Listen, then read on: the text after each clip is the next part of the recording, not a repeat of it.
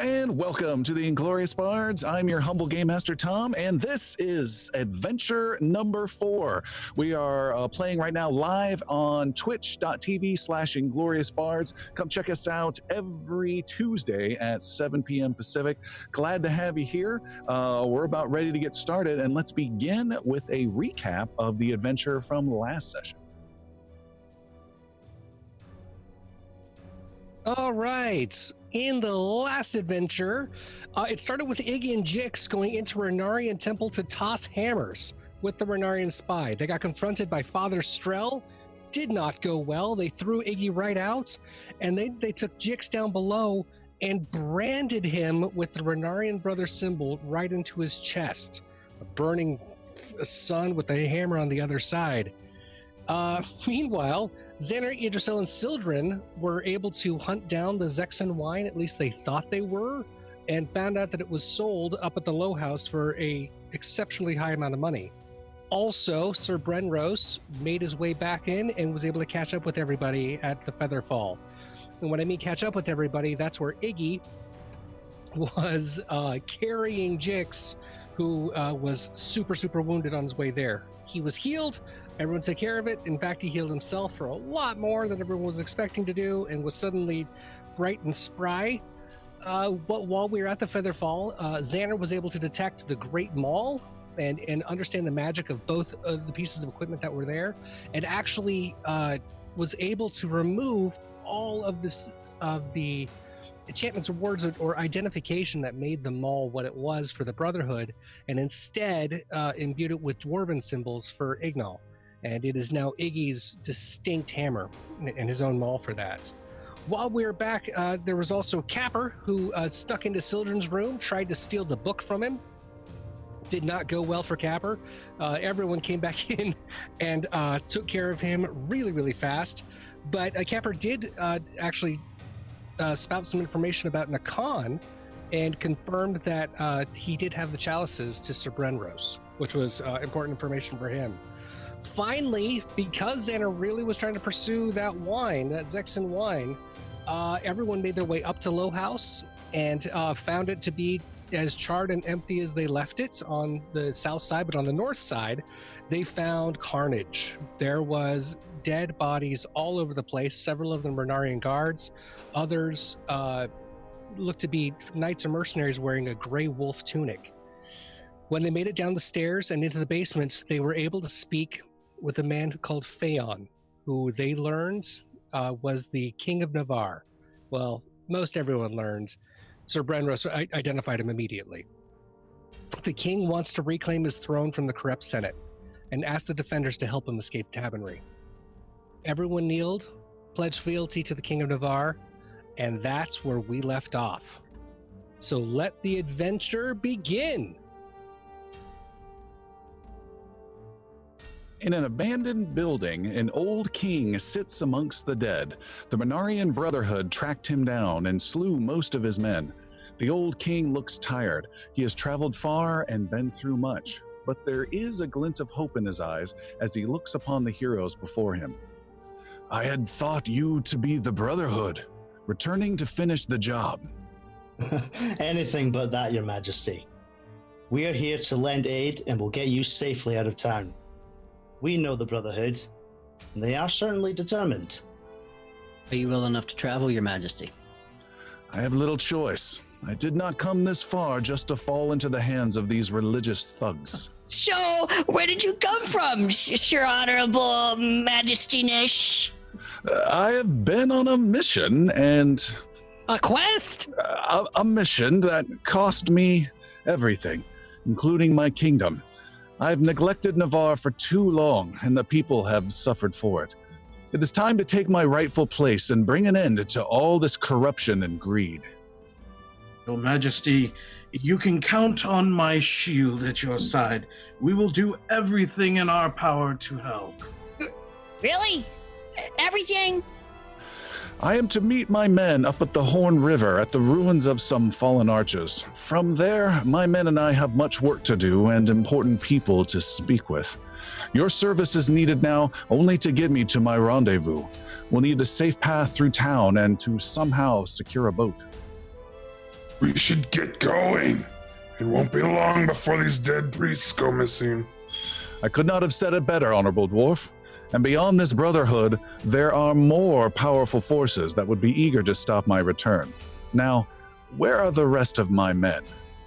The lone soldier protecting the king stands at attention. It is just I, Your Majesty. The rest have fallen to the brotherhood. The king finally takes notice of the men lying out in the hallway, and his thoughts drift off to what the future holds. The price of all of this is just now being paid. The young soldier clears his throat. Your Majesty, shall I continue with the plan to recover your flag from Brackenhill Keep? No. Head straight to Mirskan and let our allies know the Grey Wolf is coming. The young soldier bows and heads off. Let's get ready to move out. I'll watch outside for anyone coming this way. I can gather your pack, Your Majesty. Rest assured, King Phaon, we will get you to your rendezvous. As the heroes prepare the king for his journey, Sildren approaches Sir Brenros. Fog is coming in over the lake. This should help us get to the river undetected. Indeed, but first we have to find a boat and get the king to it without being seen by anyone. Otherwise, we will have to lay down our lives to protect him. Why do you say these things, Sir Brenros? What do you mean? I say this with no disrespect, but Phaon is not your king. You are from Calavier, not Navarre. You have sworn allegiance to your queen from another kingdom. Why are you so resolute to defend this king, as though you were one of his own knights? Because I met King Phaon 2 decades ago and respect his right to rule Navarre. Because I am a knight of the Order of the Vigilant, we defend what is right in this world, but mostly because I know in my heart that my queen would have her old ally back on his throne. And I will never let my queen down. Zanner calls out from the other room. Guys! Jix just spit into a vial filled with bug guts and is handing it to the king! Sir Brenros gathers his sword and shield.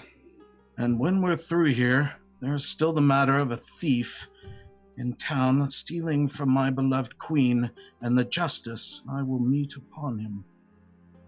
So, what would you guys like to do? You are all in the low house. You've got the king there. You're kind of gathering some supplies, but you know any moment there's going to be some trouble coming from the Brotherhood. We've been down to the, I guess where we came into the low house originally, where the dock was.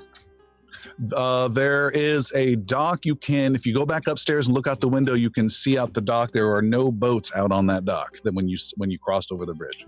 Are there any boats out on the lake?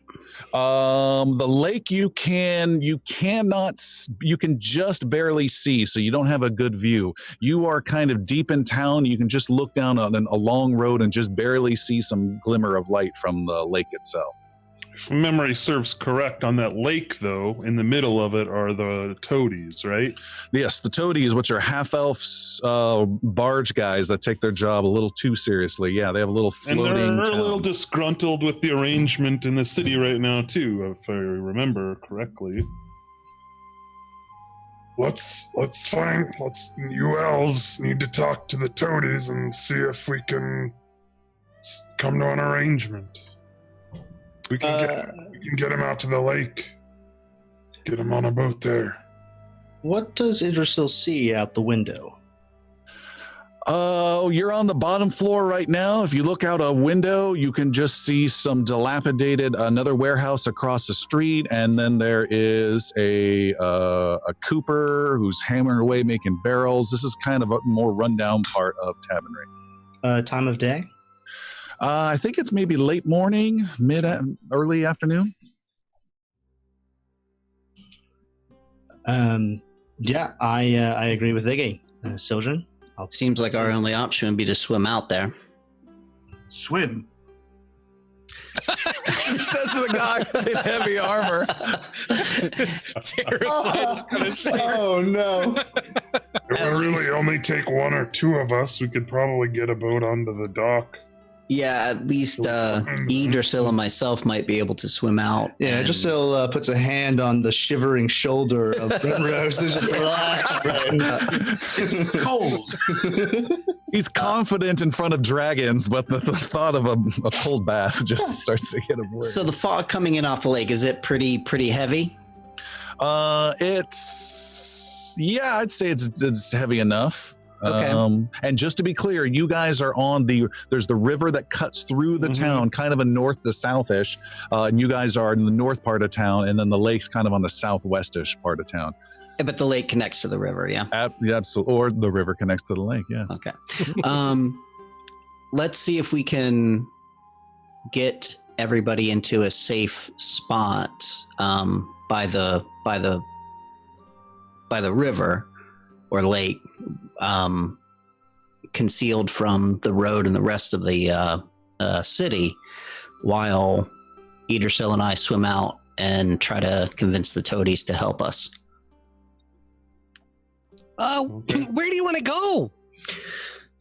So Sildren will start searching around for an area that's, past the low house, kind of off, like maybe like on the edge of the lake, or maybe some stairs down, a pier, even just a shallow part so that maybe everybody can hang out in that area, like concealed from the road and the building. And unless you're on the lake, you wouldn't know people were there.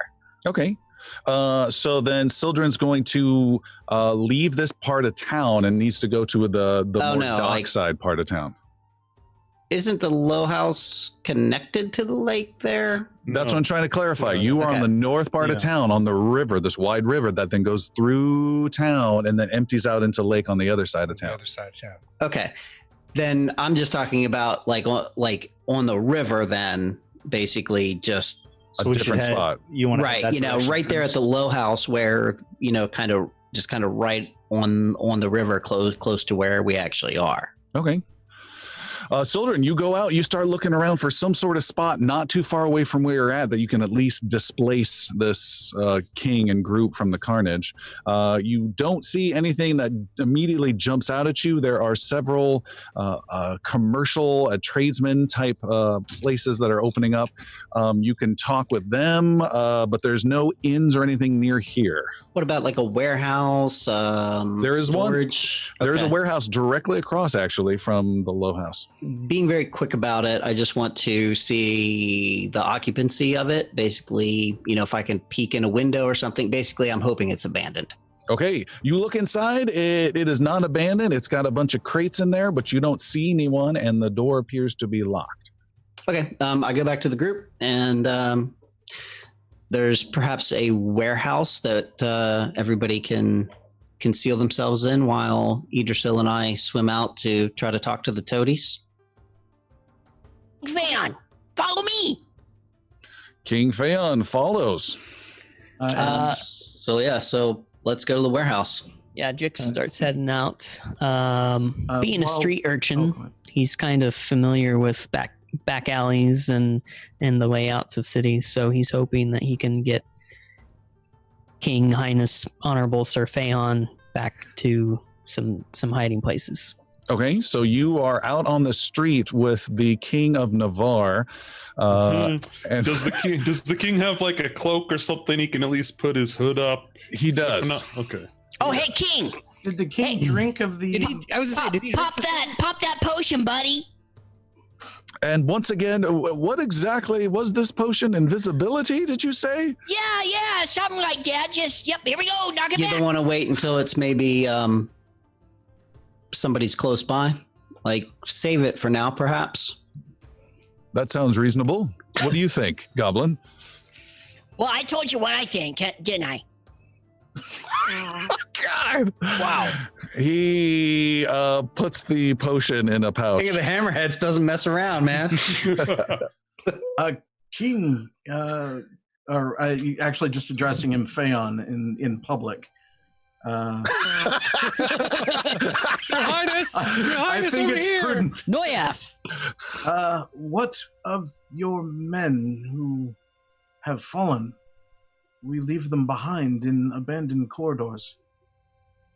I wish we could do something. From what your people have said, we have little time, and I think at any moment the Brotherhood could return. If there's some simple rite, if you have a cleric amongst your midst that could be done, that would be appreciated. A walking prayer, perhaps, Sildren?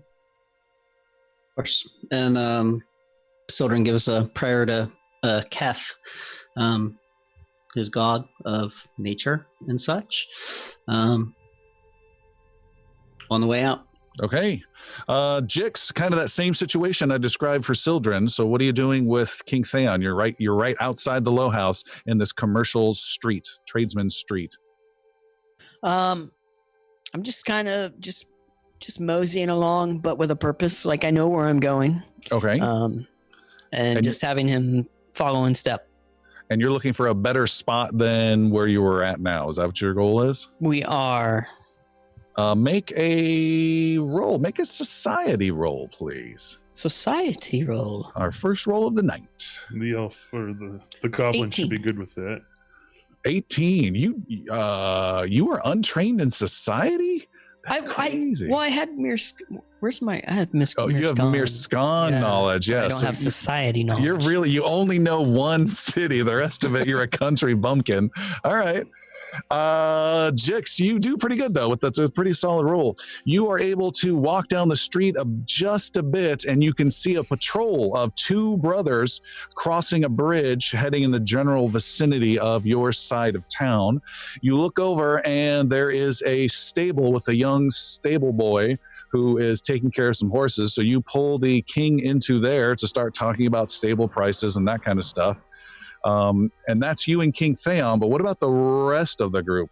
Ignal is with Jix and Theon.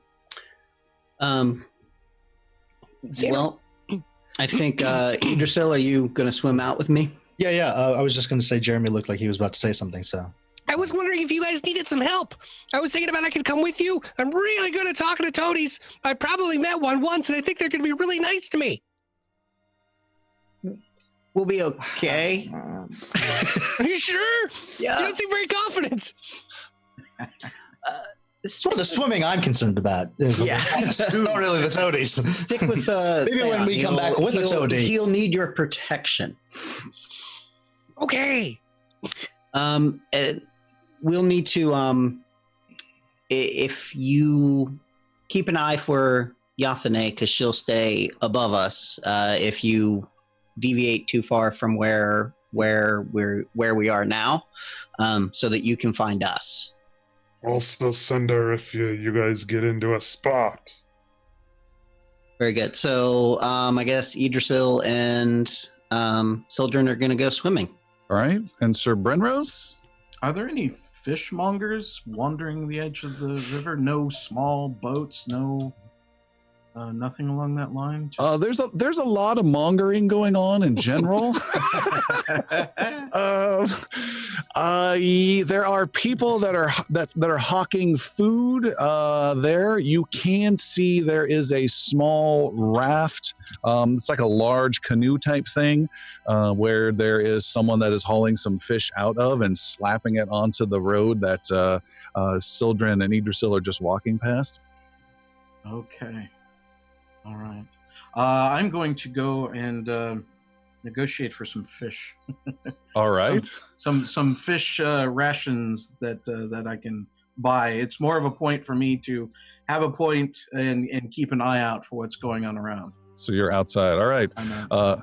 So Idrisyl and Sildren, you guys walk down the road. You've been down this road on the west side of town before. You walk past a patrol of brothers who are heading right towards the part of town where your friends are. So that's a little disconcerting, but you carry on like nothing's out of the ordinary. You then walk past I think it's a converted home. It's had its walls torn down. That is now the entrance to a mine, which you spent some time in as well. You try not to look guilty as you go past there. You then walk to the southwest part of town where there is the lake meets the town. There's some docks there. There's a tavern or two, some more warehouses. And you guys are there. What would you like to do? There's dock workers going by. It smells of fish. There's little seaweed stuff floating in the water gently. There's some larger crafts there. There's some barges there. And there's a lot of activity, people hauling goods and crates and horses and wagons going by. Are there any small boats that are unattended or maybe even for hire, things like that?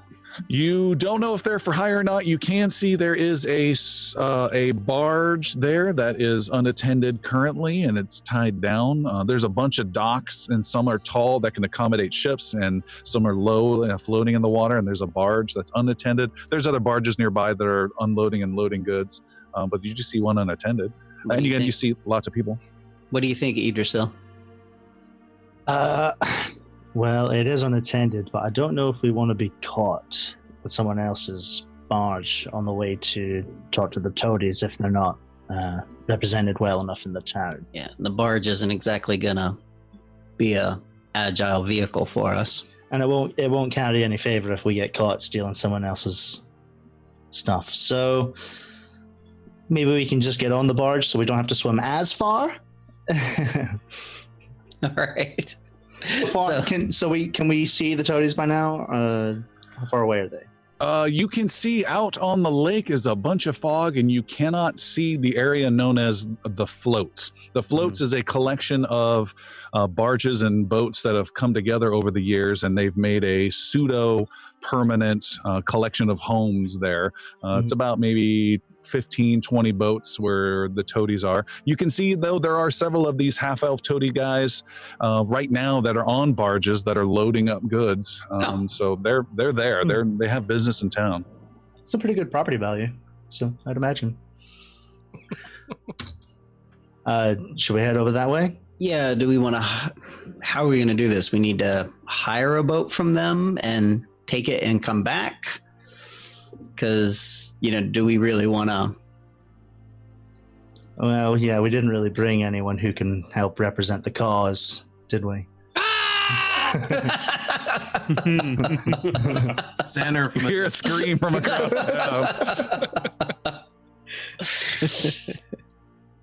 town. Can we access it if we go around by walking, or would that take too long? Is there a... To the floats? The floats is literally a bridge, or... No, it's just a collection of boats that just hang out in the middle, that are moored in the middle of the lake. No, low tide entrance or anything. And these That's a great idea. Do they have like regular sized boats and not just large barges, but kind of like skiffs. a skiff, a mid-sized rowboat, something like that? I got you. There are some smaller, there's some smaller craft also tied on around here. I know boat terms. We could just try and buy one of these. You want to buy a skiff? Pilot it ourselves. Yeah, let's see if we can rent one. There you go. Layaway. So are these boats all there? They seem to be owned by the toadies that we're looking at. You believe for the toadies, they are primarily barge guys. And then the larger ships, there's a couple larger ships, and those are run by people that then pay the toadies, kind of like tug guys to bring them in and out.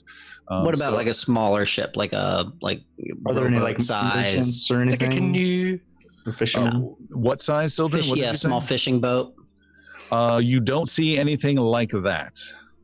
And how far out did you say it is? We can't see because of the fog, right? Correct. Forever. We can just talk to the toadies.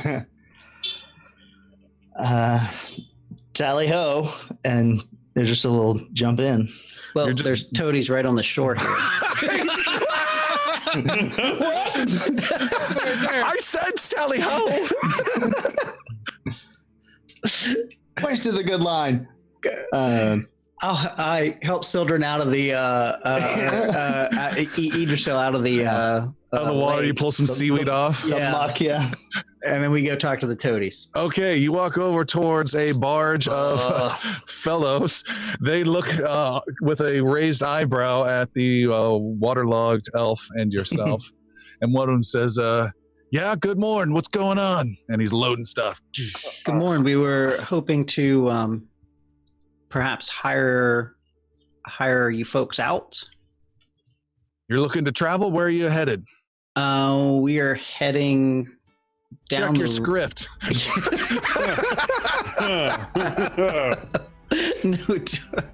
Navarre? We're in Navarre. Hold, please. That's the name of the planet we're on. The other Navarre. Where are we going? Jesus. He's folding his arms, tapping his feet. Transport for me, the boy, the king, and no questions asked. Idrisyl is trying to distract him with just like, I fell in the water and I'm taking water out of my boots. We're traveling up the Horn River. Oh, we've made the Horn River run in 8 parsecs. He says yes. That can be arranged. When you heading out?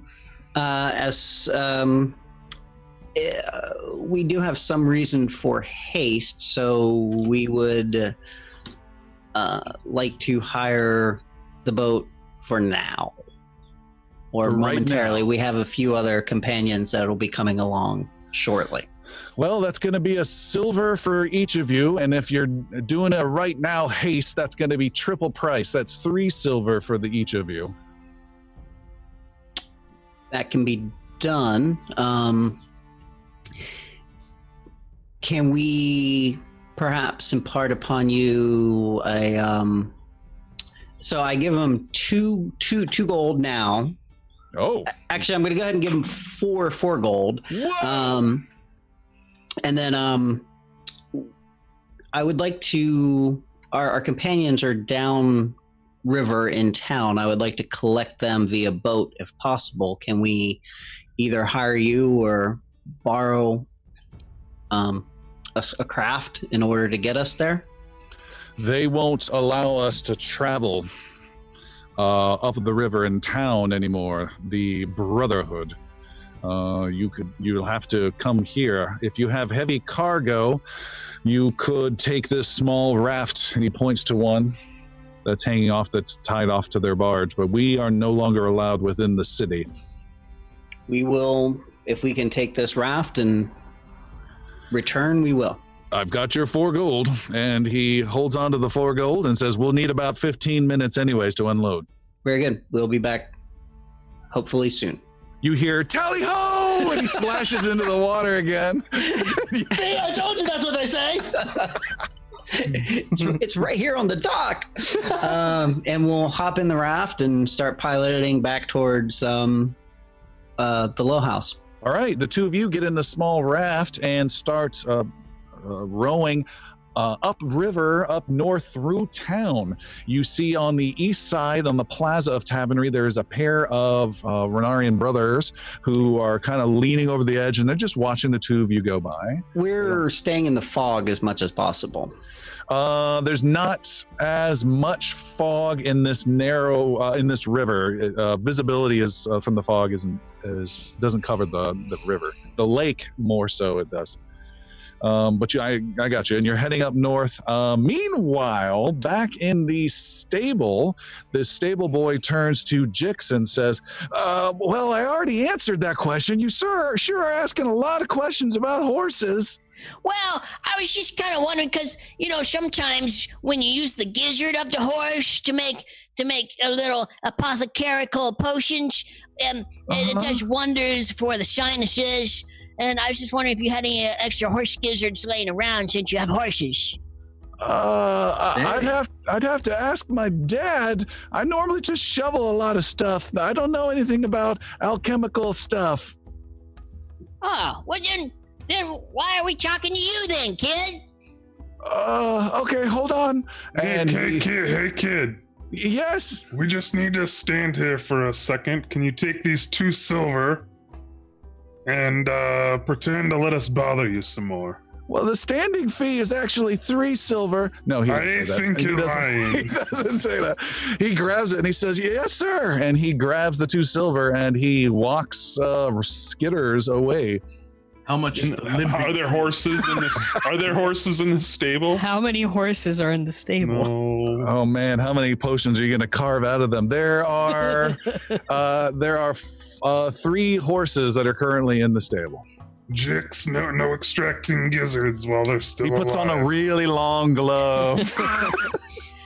Well, I was thinking more maybe just borrowing one. No. Just leave it be. We gotta just sit here with the king and try not to be noticed. We gotta keep everything under wraps. I know that's not your strong suit, but let's just sit here for a minute and wait for those damned elves to get back. Hyperventilate if I can't. Just settle down. As you are talking, walking just outside this stable are two Renarian brothers in their metal armor with their giant hammers over their shoulders. And one just walks right on by. Another kind of looks around and sees the, goblin, dwarf, knight, gnome, old guy, the five of you there. And he kind of has a little weird look on his face. And he comes walking over. Jix walks under one of the horses and points up. And this dongle doogie here is proof that this would be a great horse for you fellas to buy if you wanted to put him in the races next week. The brother comes in and says, good morning. What seems to be your business here today?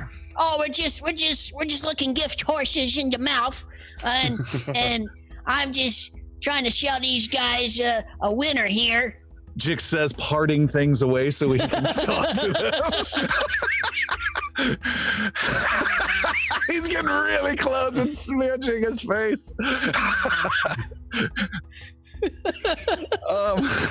The guy takes a look at you, and he looks at Iggy in particular. And Jix, go ahead and make a deception roll. Oh, we just lowered your deception too. All right, deception roll. Oh, man. I'm going to use the hero point. Why? Use it too. You're going to have to use one of Iggy's as well. Because, oh crap. It was a Is that all natural right with one. you, Iggy? Yeah. All right. Why does it have to be that way? Yeah, because I made the rule up. Yeah, Tom. Oh! Yeah! A 1 to a natural 20. The Renarian Brotherhood says, well, is there anything I can do to be of assistance today? Actually, you just go down the block. We're waiting for one more person. If you see him, just tell him we're here in the stable. It's fine. Thanks. Of course. He walks out the stable. He sees a wet elven hand slap up to the edge of the bank, and he reaches down and pulls Idrisyl up, and there you are, and then pulls Sildren up, and then he walks on his way and walks right past the low house and just continues on his way. Wow. Sildren, Idrisyl, you are there. What did we miss? Jesus. You missed Jix being Jix. I just sweet talking the brothers. Jix's breath smells a little funny right now, by the way. So we've hired out the toadies. They'll basically be ready to go as soon as we get back. We have a craft in the river that'll get us back there. Question for you, Tom. The two Renarian brothers that we saw on the way, did they look like they were just passing by, or were they like watching the traffic on the river? They were kind of standing on the east bank on the plaza, just standing there chatting with each other, and then they just turned and just watched you guys go by, but they didn't move from their spot. One guy was peeing. And we'll Divine need somebody to distract, perhaps. There was two brothers that might have been watching the traffic on the river. I can go distract them if you guys want to load up on the craft here, and I'll meet you at the dock. You are a very charismatic gnome friend. Yeah. Zanner, you want to go give some guards some shit? You're muted, Jeremy. You are muted. Our negotiator. Oh, there you go. That's new. I didn't even know I did that. Sorry, I got that. Yeah, so I can definitely go. I have a new trick. I can show them. Watch this. And Zanner casts prestidigitation. And we're all walking away at this point. Not walking away. While he's burning his little daily. He's still explaining his trick, and we've already boarded I made a spoon. It's a poop spoon. What's a poop spoon? Look at this spoon I made out of poop. You don't want to know. Yes. You don't want to know what a poop. You've been hanging around with Jix too much. He's where I got the idea. Look what I can do over here. Brody. Can you dry me off while you're at it? Actually, yeah, I could. If you really want that. Don't waste Yeah, your so we're gonna board. I guess everybody but Zanner's gonna board the. No, I'll go with Zanner. Okay. Yeah, the Okay. raft will fit 5 people a little tightly. If you get to 6 or 7, you're going to look like one of those crazy third world trucks loaded up with tons of goods hanging off the So side. we're gonna need one other person. Or no, we don't have that other guy. That's right. Yeah. Come on, Brenros, hop on, and No, so and Silver Jix starts 74 and a shaking the half. boat a little bit, like This doesn't look bobbing it safe. back and forth. Or perhaps I should walk. Good to stretch the muscles. Brenros, you're welcome to go with Iggy and Zanner if you'd like. You're welcome, Brenros, but we are going to have to get onto a watercraft at some point. He's Mr. T, not wanting to go on a plane. I'll hold your hand. I'll walk with them for a little while. Very good. All right, so Sildren, Idrisyl, and Jix, and the King of Navarre go down the bank and into this small craft.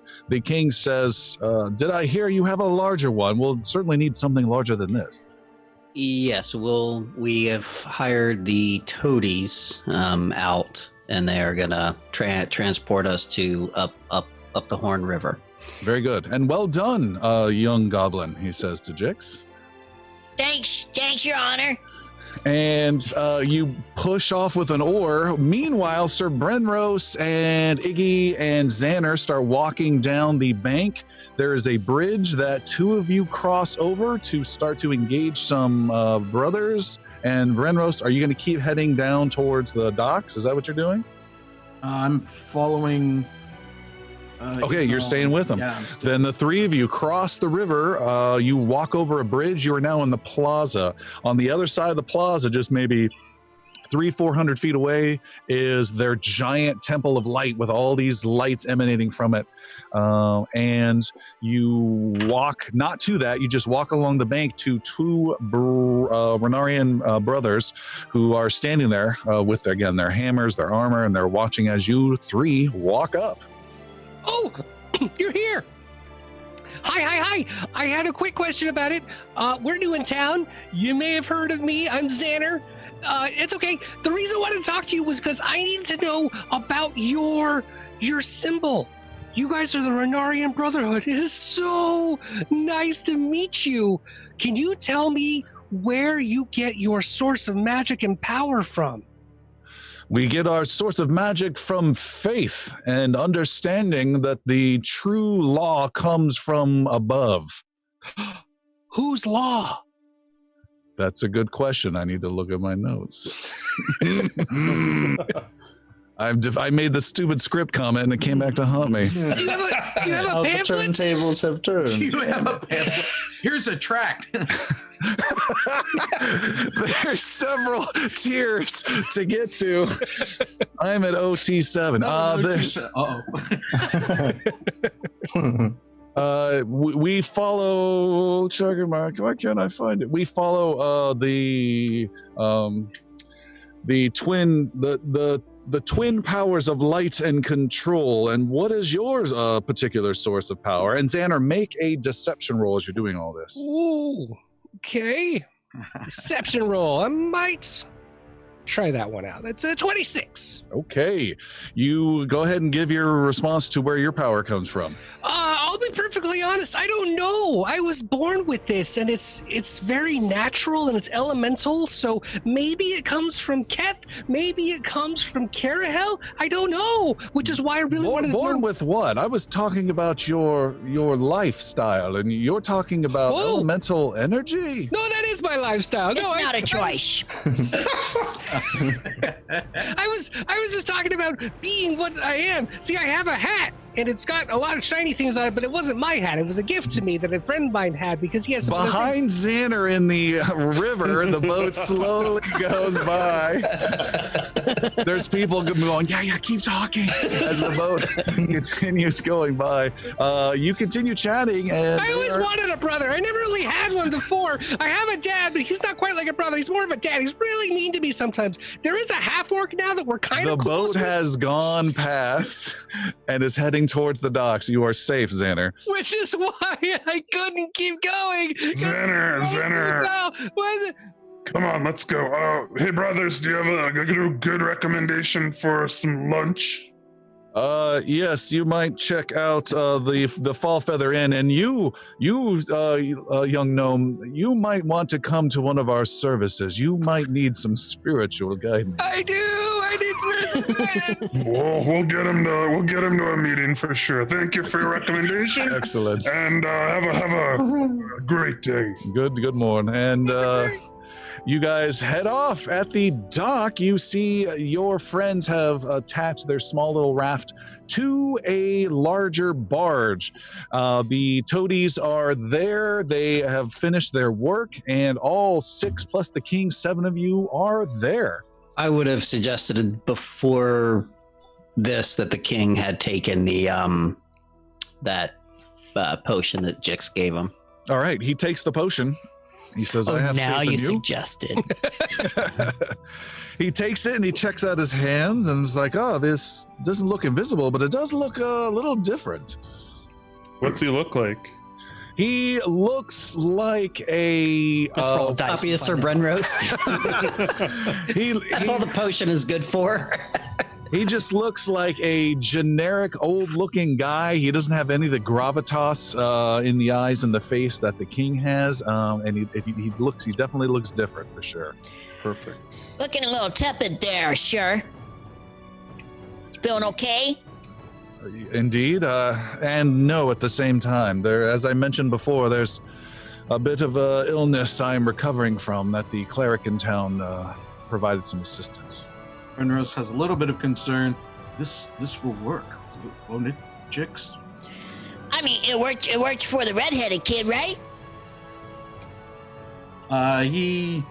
Sir Brenros says, about that. Sir Brenros actually utters a phrase in Goblin that says something, I hope you're right.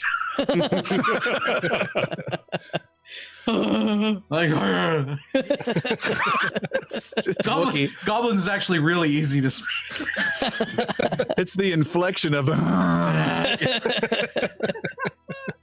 I want to hear a whole conversation just between them two and Goblin. It's Tim Allen all of a sudden. You guys have that small raft attached to the barge. The toady is there and half elf, and he says, "You is this it? You got anyone else?" We're all here, right? Yep. Let's king be off. with him, or The king is there. but he had Bren. Oh no, his man had other duties. He was sent to Mirskan. He took off. Okay. Then yes, this is all. Let us depart. All right. Right before we depart, I hand off 2 gray potions to Zanner. See what you can figure out on these, little buddy. Ooh, okay. And then I hand off a charm tooth necklace looking thing to Sildren. What is this? I found it back in the low house. See what it is. I will. Heads or tails of it. All right. So I flip it and see if it comes up heads or tails. Okay. The barge pushes off. They have a few crates and barrels on there, but they push off and they start moving away from the docks and into the fog of Rivern Lake, located right off of Tabernary. The water is cool. It is quiet. The fog absorbs a lot of the sound. You see the dock fade away into the whiteness of the fog. You can just barely hear some sounds of dock workers out on that dock, and then it starts to fade away entirely. and they are using big poles and moving things along, and start finding their way to the Horn River. You realize that there was no way you could do this on your own, especially in the fog, as they're able to navigate somehow instinctively, since they know this water so well, and are heading in complete grayed out conditions towards this river, and are able to find the entrance to the river and start going upstream. We're heading east, right? You are heading east currently, yes. There's like two of them that are using poles, and they're just pushing along, and then quietly as the barge heads east. Zanner, you were looking at something, correct? Yeah, I had a couple of potions I wanted to look at. All right, make a... you can make an Arcana roll -2 or a Crafting Alchemy roll, which you do not have. Yeah, no, Arcana -2 is going to be a little bit easier. 15, no, 13. You do not know what these potions do. What you looking at there, buds? They smell like berries. I have 2 little potions here that smell like berries. No, they're not from berries. I don't know. Where are they from, Jixie? Jix, you want to spend some time on it? Yeah. All right, Jix, you start looking at it. And Sildren, you were looking at a charm, is that right? So another Correct. thing found? Yes. You can actually make a nature roll on that. Sweet. Sir Brenros is not keen about being on the water, but he knows the importance of what's going on here, so he's actually spending some time in reflection and prayer to his goddess. All right. Please don't let me drown. Please don't let me drown. Please don't let me drown. Does Brenros maybe want to tie himself off to the raft? What was your roll, Sildren? A total of 18. 18. You cannot identify what this charm does. It's nothing. Toss it in the river. No. Unfortunately, I'm unable to make sense of it at this time. And I'll give it back to Iggy. And I give it directly to Zanner. Well, you failed on the potions. Just keep trading around. Get in the line, and I'll hand it down. All right, Zanner, you start taking a look at it. Idrisyl and Sir Brenros, you guys are sitting in the exact dead center of the raft. Sir Brenros had measured it, so he's not near any edge in any way whatsoever. You guys are sitting there with the king. King Phaon is there. And he speaks and says, I am once again in your debt, and I'm grateful for your service to me and Navarre. I again thought that this day was lost twice now, and you have saved me twice, and I thank you. Day's not over yet, sir. Yeah, fear not. Fear not. Took my life, but okay. Another barge, by the way, comes by. There's your half-elf guys are yelling at their barge to move. They bump into each other. There's arguments and yelling and all sorts of weird elvish curses you haven't heard before, and then they part ways. You were saying something, Idrisyl?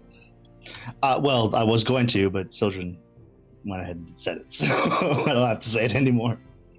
I try to wake Brenros up from his nap. I think he's napping. Brenros! What? Brenros! You okay? Draws his sword. What? Where? Easy. We're still on the boat. I'm just offering a small prayer to Celine, thanking for the fog and for success thus far. The Brotherhood is closer than I would like, and I am thankful to the many words of the Zanner. I don't think we would have made it past otherwise. I could hear a little bit of it from the boat, and it sounded just, as usual, it sounded regaling. It was dizzying. It would have made some of the priests of Carahel go mad with some of the speech, but he did well.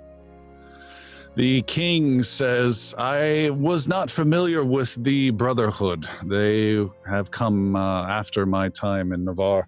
My eyes in Tabernary, the wolves had warned me of them, and I didn't take them as seriously as apparently I should have. They are quite a threat. I am very eager to get rid of them. That might be one of my first acts. To get rid of these annoying religious zealots. To Brenros, were the Brotherhood always this aggressive? Make a religion or society roll, Brenros. Religion or society? Yeah, while he's doing that, Idrisyl just continues speaking to the king. The wolves came in during our short time in Tabernary, and after we left, we thought we left it in better hands. And when we came back, the Brotherhood was already here. And it seems almost overnight they've taken over and left it worse than it was. He puts a hand on your shoulder and says, "Your story is my story. I have left and fought in better hands and have returned to quite a nightmare." What was your role, Brenros? 15. Brenros, you know about the Brotherhood, that you've heard their name in your travels to Mirskan from time to time. They are a non-factor, a goofy little religious group that have no impact whatsoever in Mirskan and are nowhere outside of Mirskan. I have been traveling, and I've heard of the Brotherhood, and like you, King, I have not had much mentionings or rumors of them.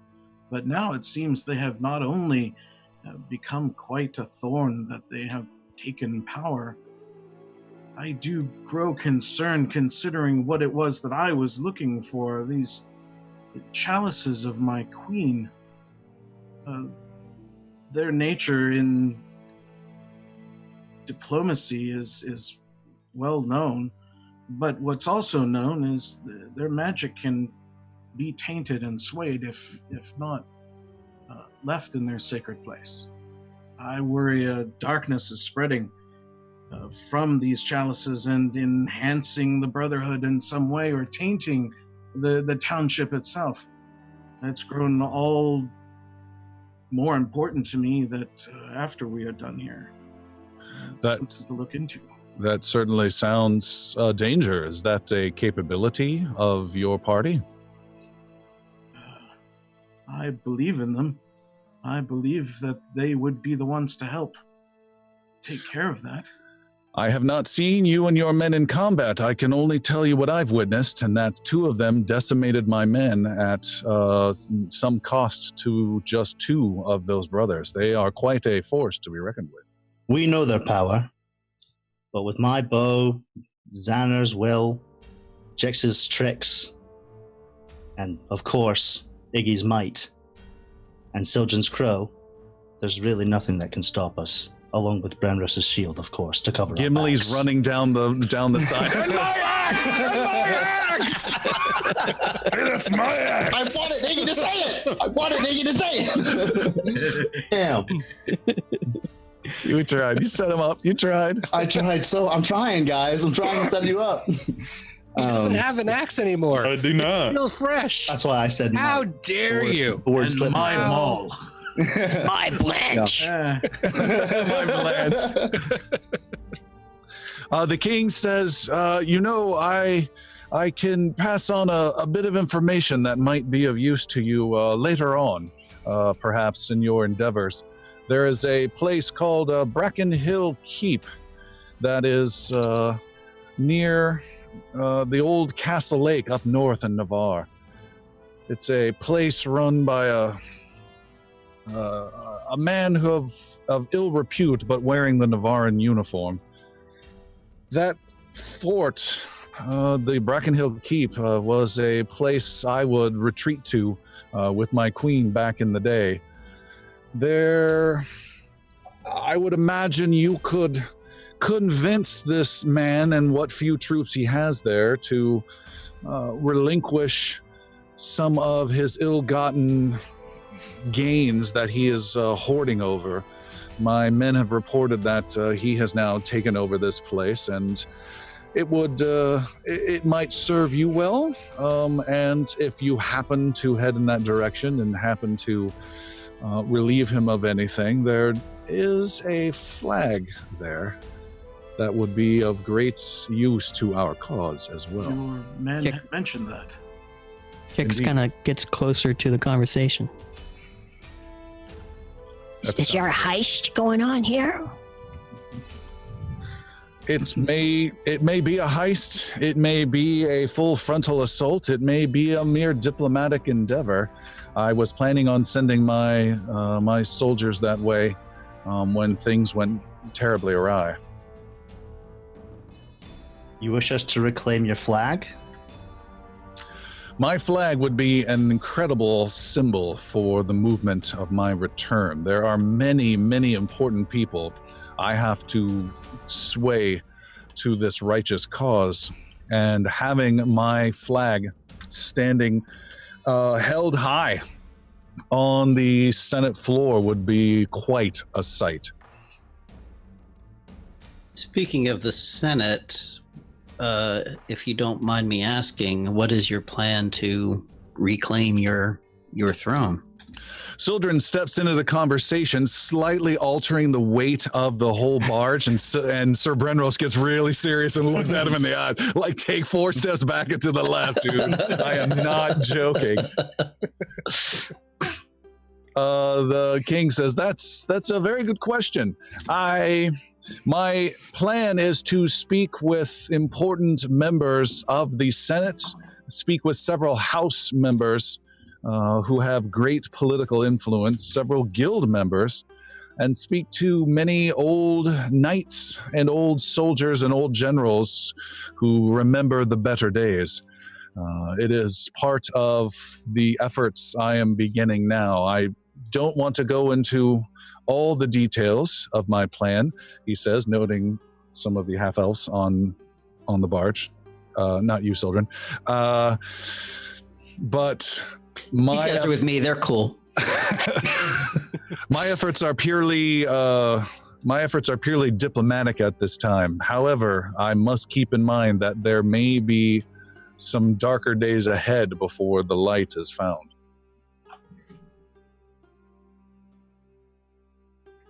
That appeases Sildren, apparently. Yeah. So I just wanted to make sure he had a plan. That's Do you have dark vision? It's not a problem if you have dark vision. He doesn't. I don't understand. We don't either. So Idrisyl looks at Brenros and again at the king. So is it to help Brenros with his quest immediately? Brenros, can your quest wait? Can those chalices, can your mission be put on hold for our friend Phaon here? You have work that you need to do, and you have done much for me already. I am merely putting out an offer and an opportunity. Throwing you a side quest.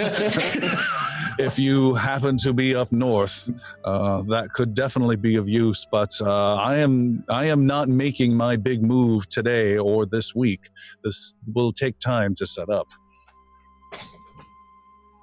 I wonder if we've seen it. Can you describe Bracken Hill Keep? Have we been there before?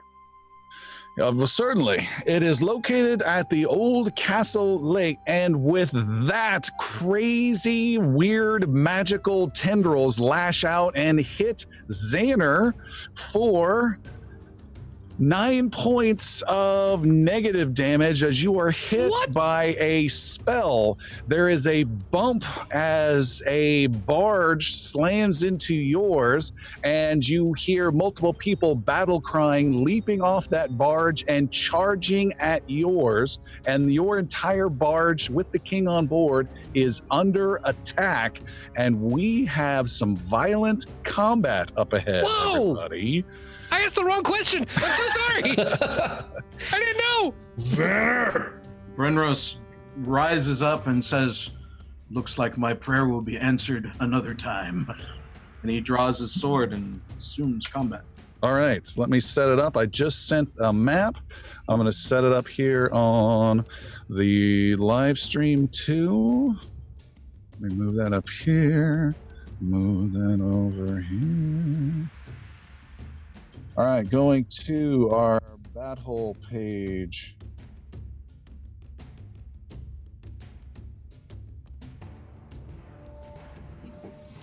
That map load for everybody? Not yet. No, Oh, it's still loading. it still says loading on mine. Let's see what happens. It's coming, hopefully. It might be big. It All right. might be big. Mine's there now.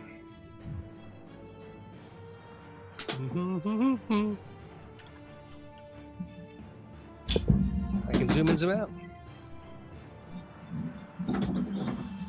Oh, that's Still what I was loading. doing. There we go.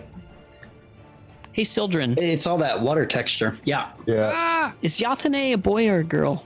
Girl. Thanks. She's a All right. lady. Why do you ask? No reason. Is that Phaon? Good looking man. That's Brenros. Old plus Oh, old. there it is. All right, we have this craft a barge that has hit your barge, and I'm going to roll some initiatives for everyone and show you. You've got 2 thugs. There are only 4 enemies that you are contending with. There are 2 thugs, one that has just leapt onto the barge, another one that is making his way, and there are 2 spellcasters taking cover behind some low crates and low barrels. They are charging in. They've got weapons drawn and spells are being cast. And up first are the thugs. Let me start with them. There we go. Our thugs are up first. One of them comes leaping in and he's charging in the direction of the middle area. What we have is on your raft in the middle is a Zanner, Sildren, and let's put Idrisyl also over there. And let's get Brenros and let's move Iggy out of there. There we go. In the middle, we have Brenros, Idrisyl, kind of Zanner, and Sildren. In the middle, around the king, on the, let's say, west side, we have Iggy, and on the aft of the barge. And on the bow is Jix. And the 2 craft are touching. There's a big thump, and this thug comes running over, and he actually lashes out at Sir Brenros first. Ah! Sir Brenros, you are attacked with a 21 to hit with his sword. 21 will not succeed. All right, he's die! And he swings his sword and misses. He swings a second time with a 29. 29 will succeed, no critical. All right, he hits for 17 points of slashing damage. 17 points. The shield was not raised. He caught me flat-footed. So I will take 17. 17 points of damage. All right, he is done. The other guy comes running in and he goes 1. There's some difficult rubble-ish rope stuff on the north side of your barge. So he actually has to spend 2 actions to get over there, and he charges the closest person he sees, which is Idrisyl. Idrisyl, you spin around and are attacked with this guy's last action. He swings his weapon with a 33 to hit. That will hit. Is that a That's critical? hit. I can't see anything because the map is too big. I can look for you. I don't believe so. If you right click in the map and then hit minimize, it'll put you back where you can see your character. Yeah. Your armor class is 22, so that is a critical hit. Oh my gosh! Shoo, Idrisyl, you were not aware. You're just not focused on what's going. You're engaged in the conversation. Looking at my map, trying to figure it out. You are hit for 16 plus 19. My math says 35 points of brutal Jeez. slashing damage. Jeez, man. Thanks And for- that was with 1 attack, but he's done. He had to move to get He there. was within, is he within 15 of Brenros? Yes. Brenros, in a quick step fashion, will step forward. You're doing your retributive strike. Using my retributive strike. Sorry, I'm bringing this up. no one expects combat in the middle of the river. I mean, what is going on here? Who combats in the middle of a river? Seriously. This will prevent 7 of that damage to my ally. Oh, you block 7 damage from Block Idrisyl. 7 damage for him. I feel like every time we've ever been on a river, we've been in combat. It's a running theme. This is using a reaction, but I didn't have my shield up anyway, so it's okay. That's okay. And slashing out at this person. Going to my action. Ooh, yeah, you get a free attack on him. Free attack. Boom, boom, boom. A 33 on him. 33 is a hit. Let me check. That is a critical hit. Yeah. Critical hit. Return the favor. That is 1 and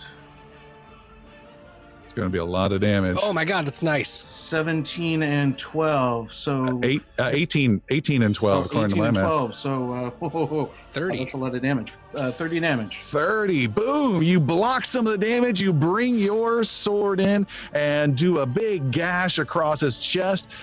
He cries out, ah! And blood drops, drops all over the ground, but he is still in the fight. That was a huge blow on him, and that was not even your turn. Not even turn, no. Sildren, you are the first hero who can act.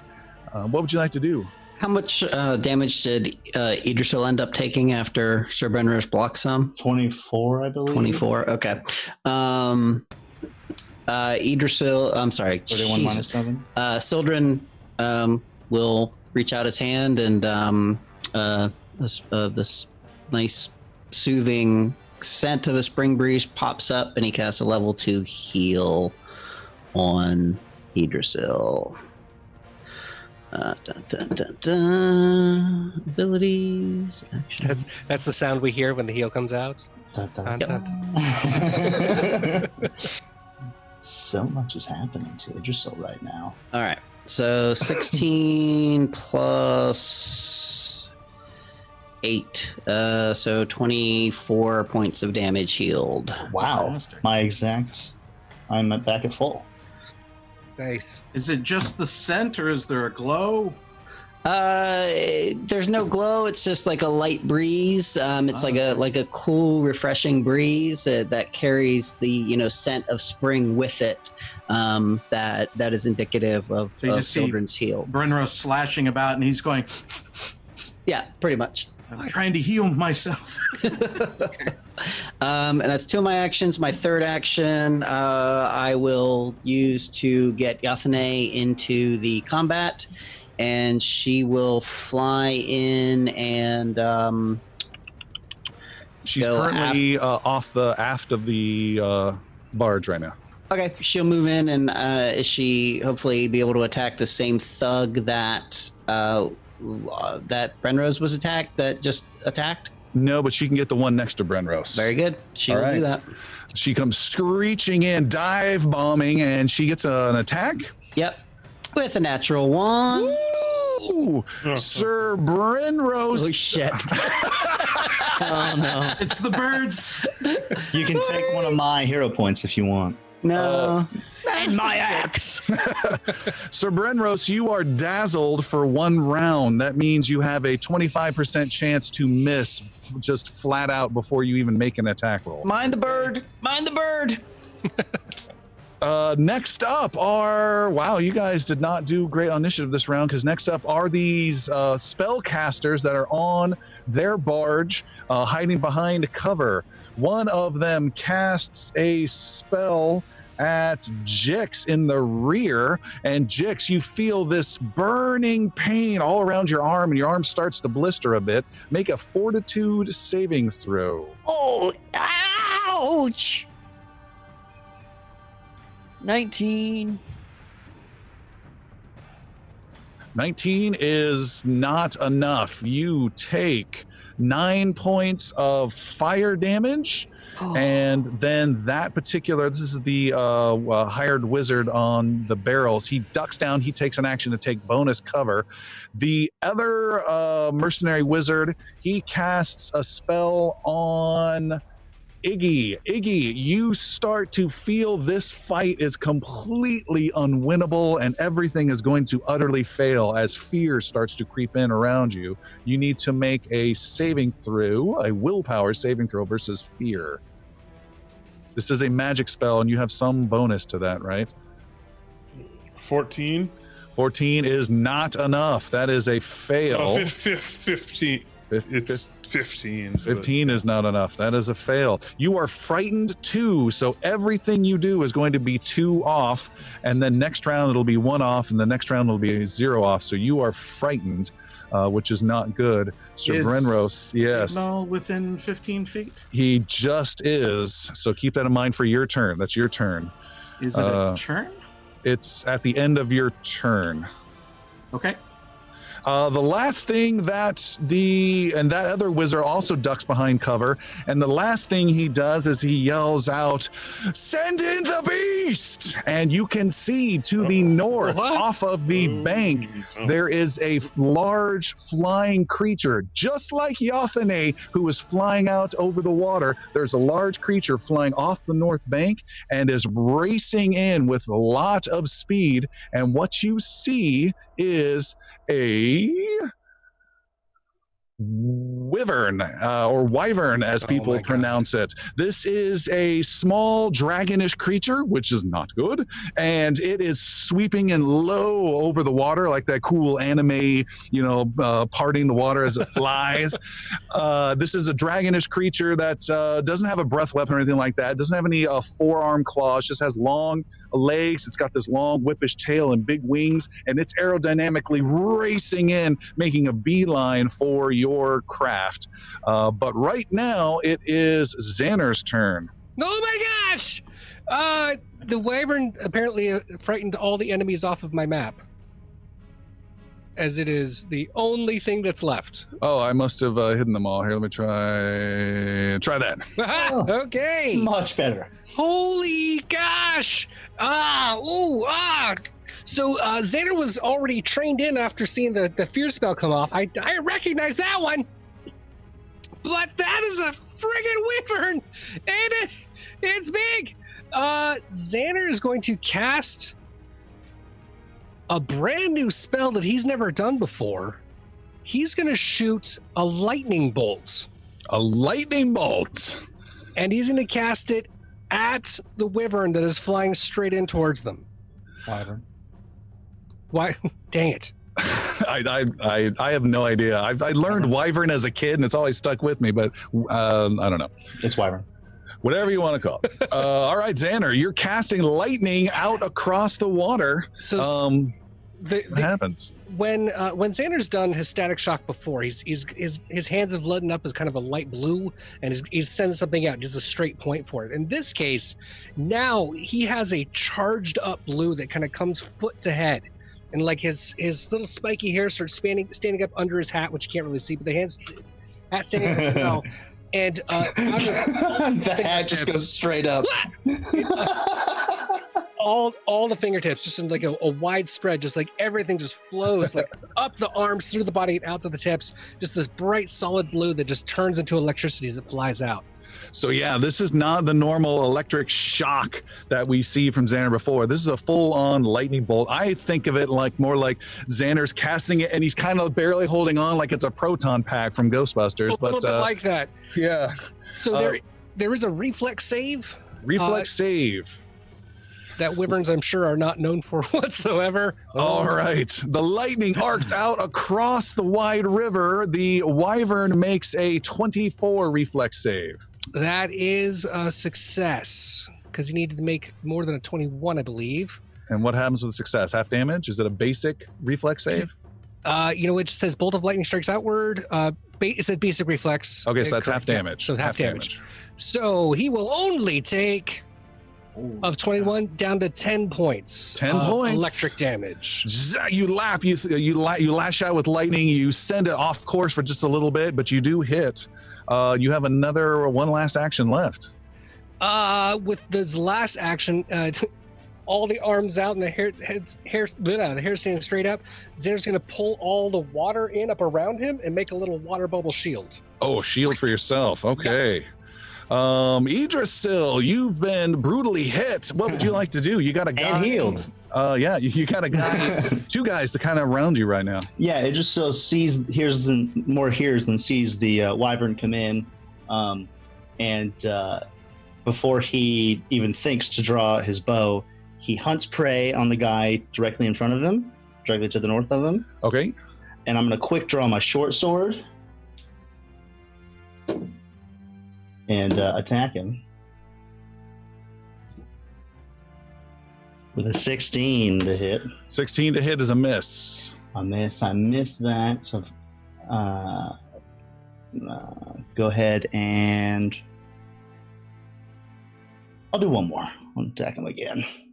Ooh, with a 27 to hit. That's a hit. All right, so it just swipes once. The guy kind of backs away, and then he comes back and parries for 7 damage, the max. 7 damage. Here, There you go. Here. Dump 7 damage to that guy. Yes. This is the guy who's already been hit before Mhm. by Sir Brenros. All right. He is bloody, and now he's got an arrow sticking out of him. And did you have another action left? No, you did hunt prey. Yeah, I'm gonna take away the hunt prey on him, and I'm gonna raise my shield with last action. You did hunt prey as an action, and then you shot twice, so you're done. Oh, okay. Yeah. Can I have not hunted prey? No, you cannot, since we've already done it. Iggy, what are you doing? You're feeling a little trembly, a little scared in this situation. I'd like to move right up like a little bit north of Yoffane and be able to. Go ahead and move yourself there. And then, attack this guy with my maul for the first time. With a natural 1. Your first big attack with the new magic weapon. You're fearful, and you roll a natural 1. Sir Brenros would like to assist in preventing that natural 1, if possible. With a hero Burn a point? hero point. Impossible. What? Didn't you already use one, Christopher? I haven't used any. Okay, never mind. I think Iggy gave you one. Yeah, Iggy gave Iggy, Jix okay. one. Yeah. Okay. All right. Iggy's out of hero points. He gets another chance. He swings once wildly and misses. There you go. 31? That's better. 31 is better. That is much better. I feel like I need to raise my hand. Is he 33, yes. 33, yeah. He's flanked, yeah. Then don't forget -2 for being frightened. 31. Okay. Back On the map down here, to folks. 31. What was your question, Brenros? that was it. I was checking on the flank. Okay. Yeah, so you're good there. With a 31, you just got a critical success. Yeah. Yes. Nice. From a critical failure to critical hit. What is the damage with the new weapon? no. Oh my god, that was terrible. That was all. 24. 24 to this guy. Big hit from behind. You want to describe your first hit with the weapon? Yeah, I just bring it right down like on his shoulder. Just like bring this huge warhammer right down, right into the crook of his neck and shoulder. Ah, big Oh, crunch. God. You have another action left, I believe. I do. I'll go for it again. With a 17. Sorry, 25. Oh, yeah, that's way better. That's yours. Attack number 2, 25 is a hit. 23 with. Or no, 25 is. No, that's 25. You're good. Because you're flanked still. 25. With a natural 25 more hit, points. it's 25 more.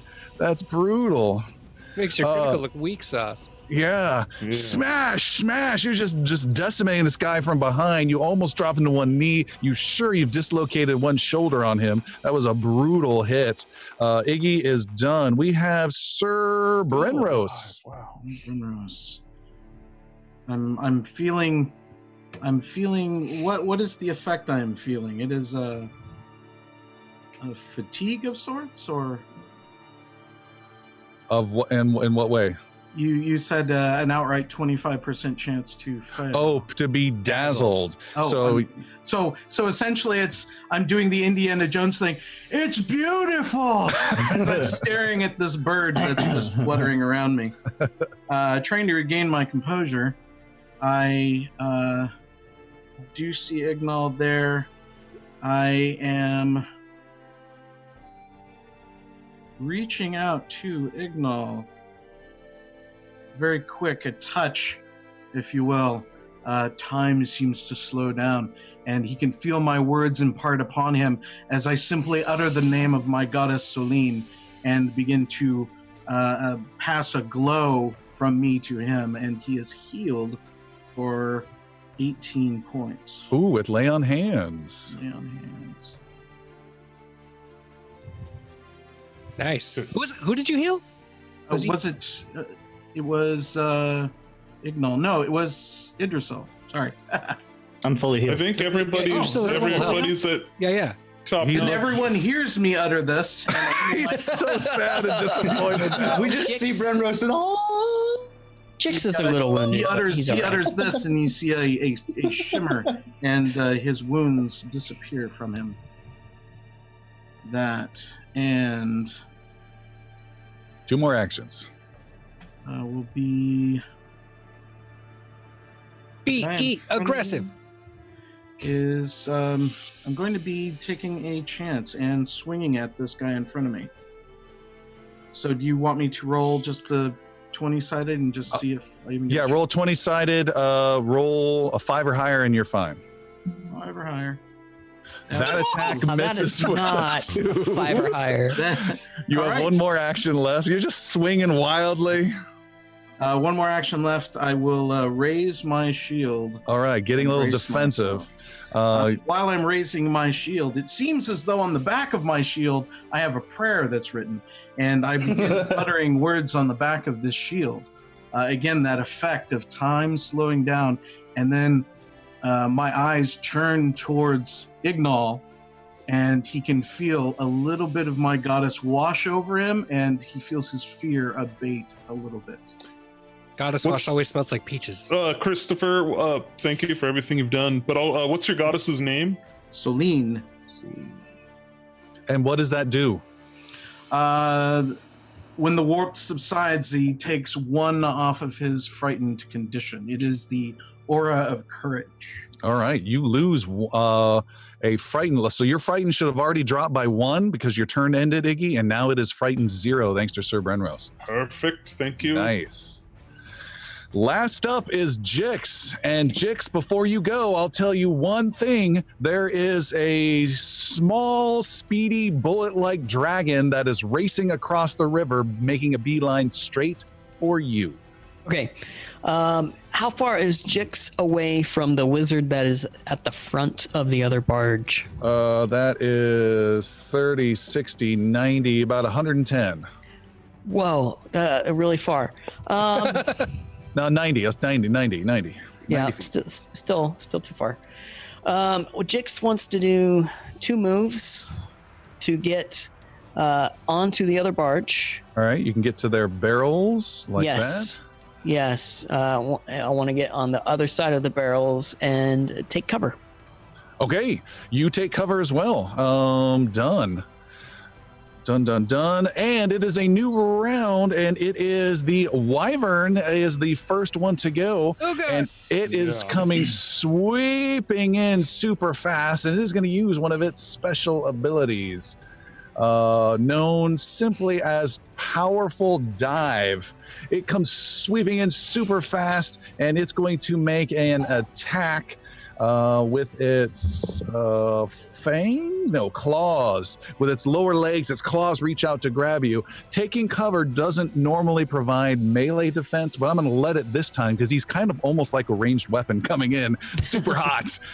So you get to add 2 to your armor class, Jix, as it comes sweeping in. Here comes its attack roll with frickin' A. It smashes into barrels and goes tumbling into the other side and splashes into the water with a natural 1 and takes 5 points of damage, and its entire turn and the creature are gone for this round. Oh my god. Holy freak. Bring the other beast!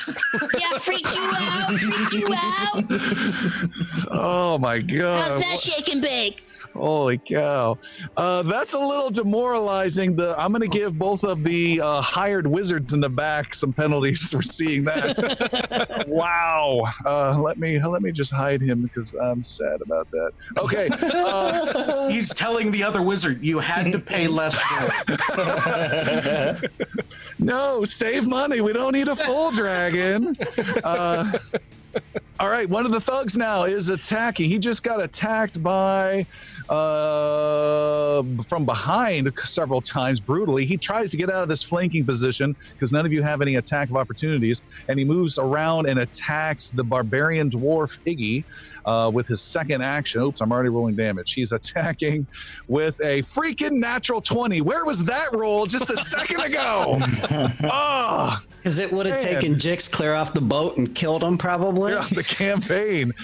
You have been hit. Oh man, Iggy, for 35 points of slashing damage. Essentially, you guys are just trading horrific, brutal, gory, disgusting blows, just butchering each other. And he still has one more attack left with a -5, and he gets a 22 to hit. Nope. Oh, the last one, he's just getting too tired of just killing each other.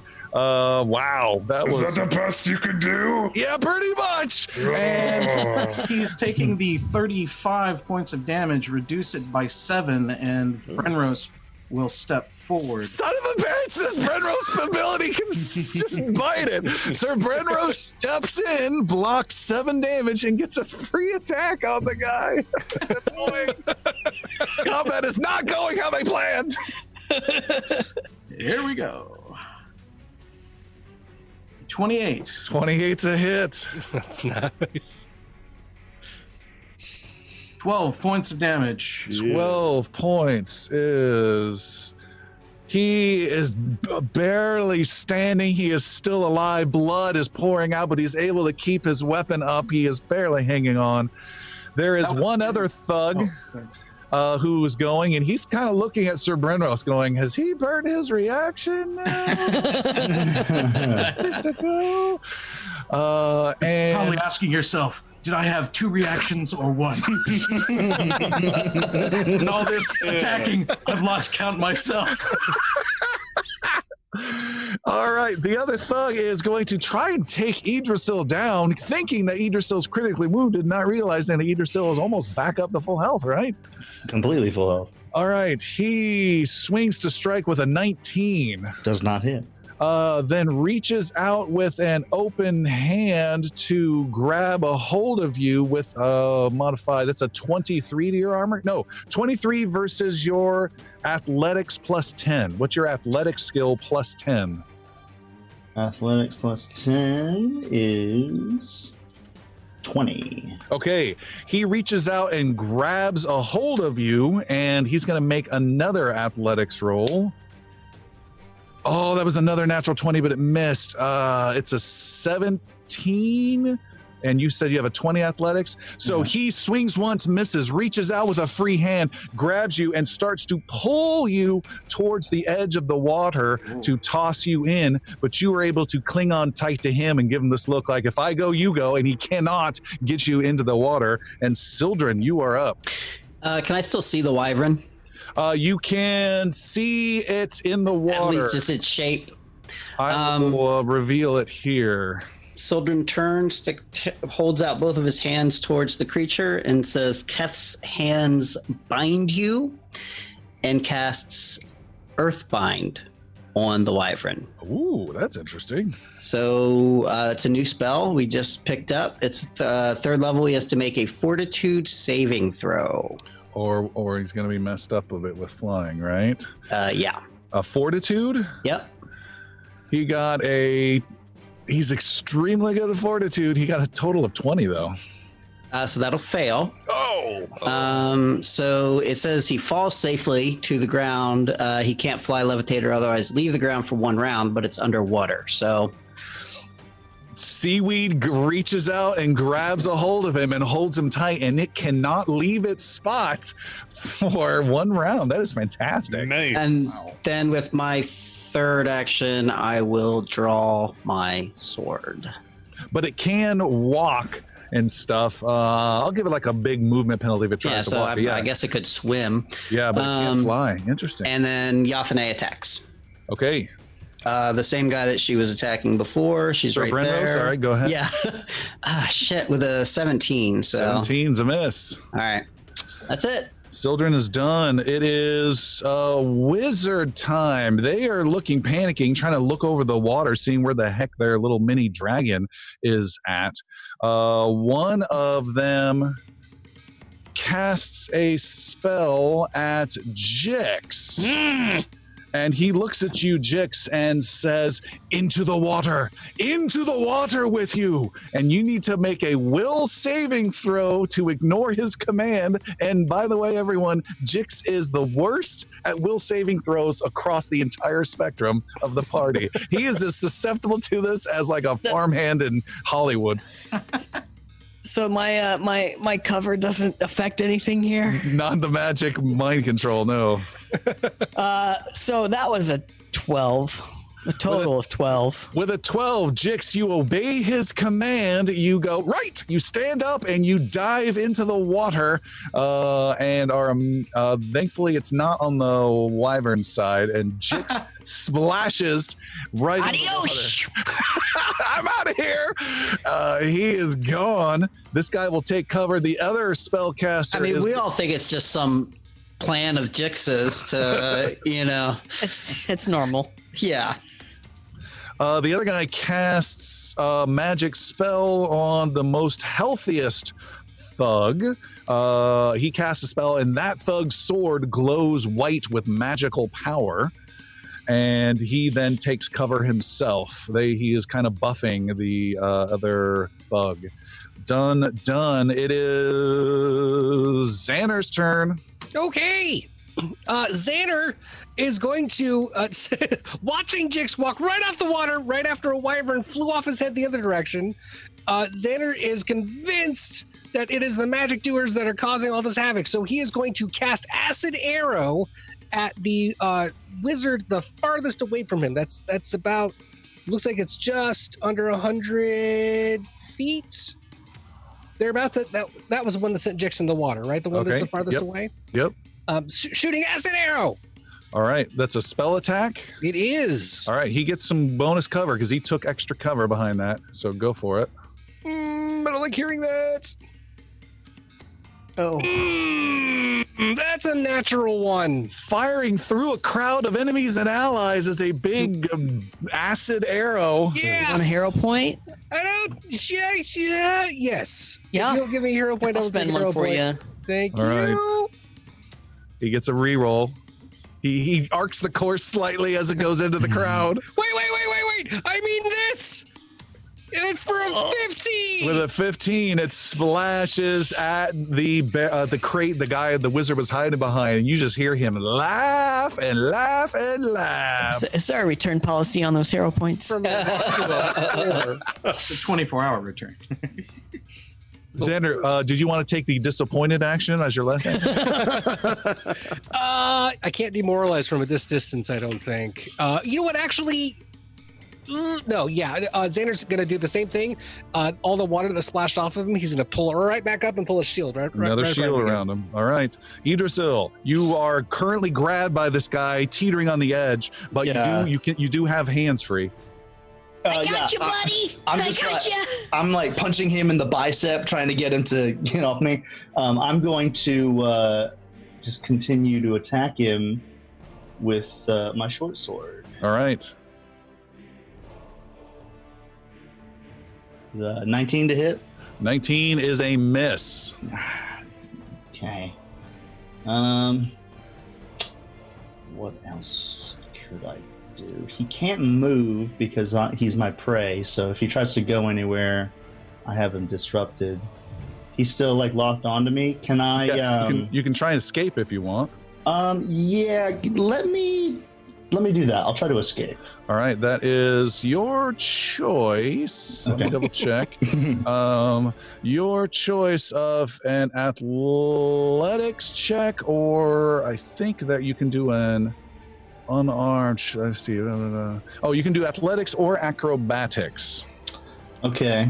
Guys, I'm an expert in athletics. So much athletics. Let's do it. Go for it. With a natural I knew one. it as soon as you said it. As soon as you freaking said an expert. I'm going to use both my hero points. You can, yeah, you can. You're gonna burn both of them. All right. Yeah. The rest of this combat will be taken in the. And I'll try that again. Good luck. Yeah. I pray to, what was it, Odin? What is it? Album? Whatever your god is. With a 20? That's exactly what you needed, and you were able to hit his bicep, and he finally lets go. Okay. And then I have one more move. I'm gonna kick him off. All right. Roundhouse kick. That's a shove. Yes. Go ahead and hold on before you make your roll. Sure. Escape is an attack action, and you already attacked with your sword once. Is that correct? Yes. So I should have one action left. Yeah. But let me double check. You have at least one hand free. Ooh, shove is not an attack action, so there's no multi-attack penalty. That's pretty cool. I thought it would. So make an athletics roll versus his fortitude. Good luck. Okay. Man, Come on! What is going on? 14. 14. You shove, and he's no. You're going in before me. He can't move me. I can't move him. Okay. Guys, the water's not that bad. I see what's going really. on.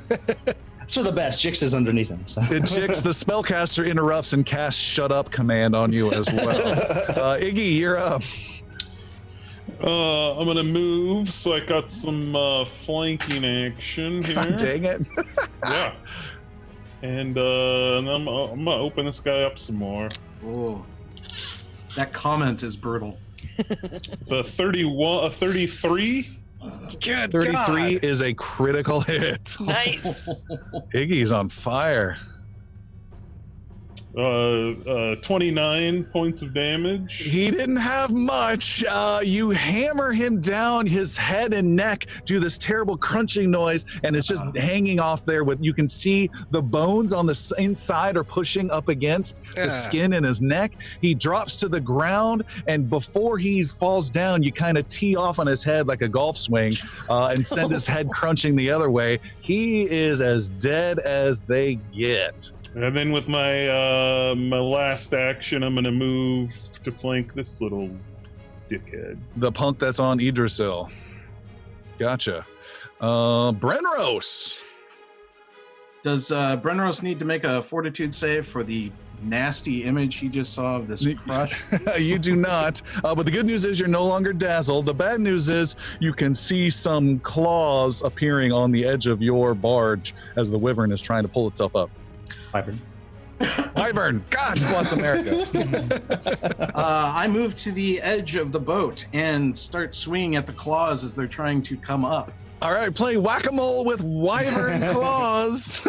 You have 2 actions left. The second one rather, will be to make an attack against this creature.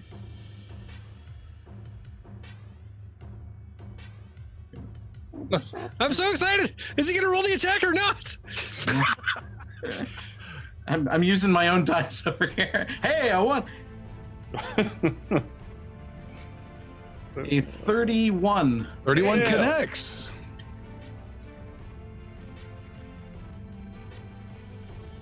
$12 points of damage. 12 points. That's good. It's taken some damage already from the lightning and the smashing into a barge. I've annoyed it, and so I'm very slowly raising my shield as its eyes are coming up over the boat there, and I'm ready to square off. I raise my shield and prepare for combat. All right, Jix, you finally realize you are not supposed to be swimming right now, and you shake your head from this magical command, and you have full control over your thoughts again. What would you like to do? All right. I'm gonna climb back up on the barge. All right. Take him by the legs. And I'm assuming that's a full action. Yes. Okay. Brenros is shouting from his edge of the boat. There's a wyvern here! And a lot of water! Can you tell me about the cover that the 2 wizards have? Yeah, they're barrels and crates that come up to about a belly, and then when they spend an action, they're ducking down almost completely, giving themselves much better cover. And then you also hear Sir Brenros say one more thing, and it's, we're going to need a bigger boat. What do you want to do, Jix? So would you call that cover like light cover? No, it's standard cover, not light. It's above that standard. And when they take an action to duck down, it becomes greater cover. Okay. All right. So none of my tricks are going to work at the moment.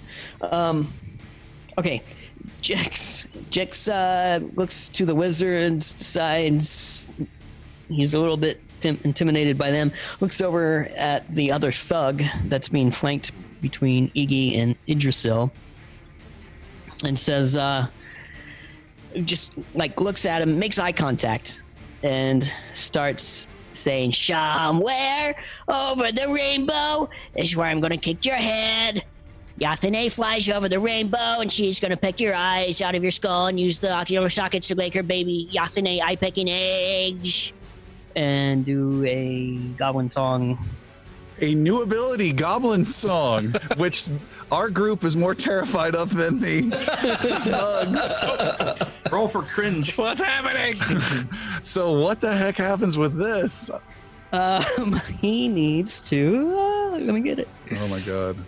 I think it's a will. He needs to do a will save. Jigglypuff has entered the game. Will. Okay, he is making a willpower save. And I do a performance check.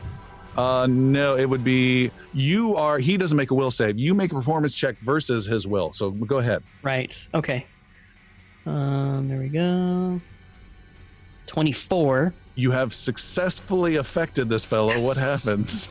What happens is... Is there splash damage on that? Because I feel like it's... Was that a success or critical? That's a regular success. Regular. He takes a -1 status penalty to perception checks and will saves for 1 round. All right, so he's more susceptible to anyone else that's doing will-related magic or effects. Jix has kind of set you guys up if you have anything like that in your bag of tricks. So that's 1, 2 actions, and the third one, I'm gonna take cover. Can I be under that barrel? Can I be behind that barrel? You don't have not with those angles against those wizards. I'm just gonna get prone then. Okay, you drop prone. Nice. It is a new round, and up first is the wyvern. It has a claw that's reached onto the raft that Brenros is hitting at. It has eyes that come out of just above the water with this reptilian dragonish head. It hisses, and Brenros, you got your shield up, right? You did raise shield as your last action. Oh, yeah. You've got it up. You're waiting for the bite, or you're watching for that other claw to come out of the water. You're waiting for low blow or mid blow, when over its head, lashing out from the water, comes a stinging tail right at you. You were not expecting. This is the round that it is impacted by the by movement. Yes. Yeah. Okay. It lashes out with a 21 to hit you. 21. It glances off of the shield and does not impact on me. All right. And as you are inside the power loader, it strikes again with another attack of its tail. You look at Zanner, get away from her, you bitch. And that is a 28 to hit with its stinger a second time. 28 will succeed with no critical. All right. You have been hit for max damage, 17 points of piercing damage. Oof. And as you start to flinch from that, you immediately feel a burning in the arm where it hits you. You need to make a fortitude saving throw to resist the wyvern poison. Fortitude saving throw. That was a natural 20 right there. It missed. 14. Total of 14. You have been afflicted by wyvern poison. You have been hit for 1, 2, 3, 4, 5 d6 damage. Oh my God. It was a pretty low roll. You get hit for 10 points of poison damage. You need to make note of 2 things. You are at stage 1 of wyvern poison, and you have made 1 roll total. So make note of those 2 things. You're at stage 1, and you've made 1 roll. Okay. Yeah, that's stage 1. Got it. And then It lashes out with its bite to try to get you with this is its third attack with a 21 to hit. 21 will not succeed. Just Brenros is fighting it off left and right with its shield, but that one piercing stinger got through. The damage from the poison was how much? 10. 10. Thank you. Next up is the thug. He is going to make a run to the most important target of all. He's not.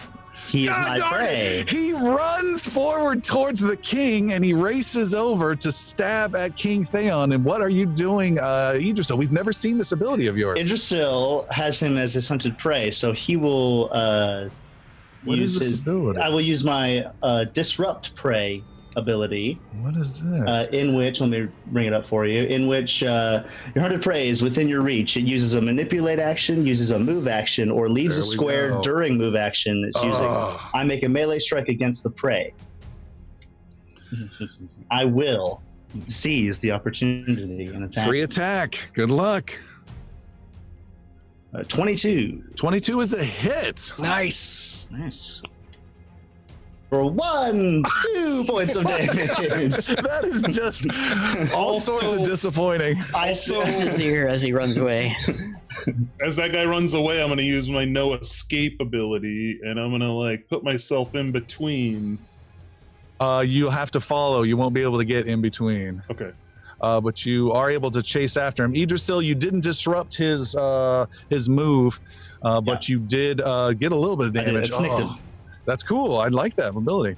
As Seth is just moving tokens back and forth. All right. So he runs over there. He gets hit.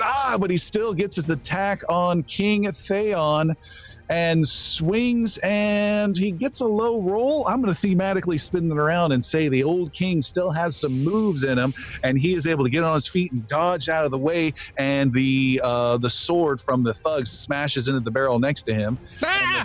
The thug attacks again, and I'm going to theme it this way as well. The king ducks the next blow, steps in, grabs the hold of the arm, twists, and disarms him as the guy rolled a natural 1. Yeah. Whoa! Not today, the king says. Sildren, you are That's up. what I was trying to do. So Sildren was preparing to jump to the king's defense, but seeing he's got things pretty well in hand. He's like Mr. Miyagi, just waiting for right. them, and he springs into action. So I'm going to head west to the edge of the boat here. I assume that's less than 35 feet. Straight west is 30 feet. Okay. And then we're going to get to see another new spell. I hold out both of my hands and say, and Keth's eyes burn you. And searing light erupts from my hands. And it is the spell Searing Light. Oh, is that what happens? That's yeah. Okay. It's the spell create food. Right. Let me find my... Where the hell is it? Somewhere. That's almost as literal as acid arrow. But what does it do? Nothing. And I make a spell attack.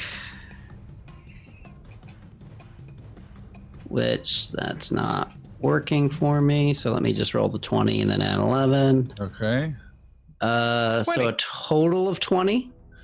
So you lash out with this searing light. At the wyvern. At the wyvern. It hits, but it hits the water around it and does not impact the creature. All right. That's sad. Welcome and then to Zanner's world. He's like an alligator. I know, right? Or the only thing above the water. And then where is... So Yathne's right there as with the... Hold on, I need to call the map back up. And yes, Yathne will fly over to the wyvern as well. Okay. But that's all she can do. All right. Idrisyl, you feel a burning sensation on your back as one of these wizards casts a spell. Make a fortitude saving throw. 14. God. 14. You have Saves been are so hit. low. My rolls are horrible today. You have been hit for 13 points of fire damage as the spell starts to burn your back. You look around and accuse Jix, first of all, since he's in between you and them, but then you realize it's an actual attack, and that wizard just ducks right back down as soon as he's done. The other wizard casts a spell at you, Jix, and he's not casting an attack spell. He just looks at you and says, no, into the water again with you. What do I You need to roll? make a willpower saving throw, There we Jix. go. Just jump in, save us the time. Right. Hey, that's an 8. Oh, sorry. I thought my turn was here. I'll just jump back in the water. See ya. Jix dives back in. Idrisyl holds up a card that says 8.5. And then that guy ducks down behind cover, and it is Zanner, your turn. Okay. I was wondering what Theon was going to do there. Oh yeah, hold on. Let me not skip Theon. Theon's armed. He's going to make an attack on this guy. I meant to do 1. He misses with a swing and misses with another swing. Well, this weapon isn't balanced at all. Zanner, you my can, weapon. you can go. That was disappointing. Okay, so did I see which wizard was casting the burning on Idrisyl? Yeah, that's the one behind the barrels. Aha! You do it like this! Zanner casts for the first time Fireball. Oh, Jesus. Everyone get your hero points ready. I don't think our party has many left. Son of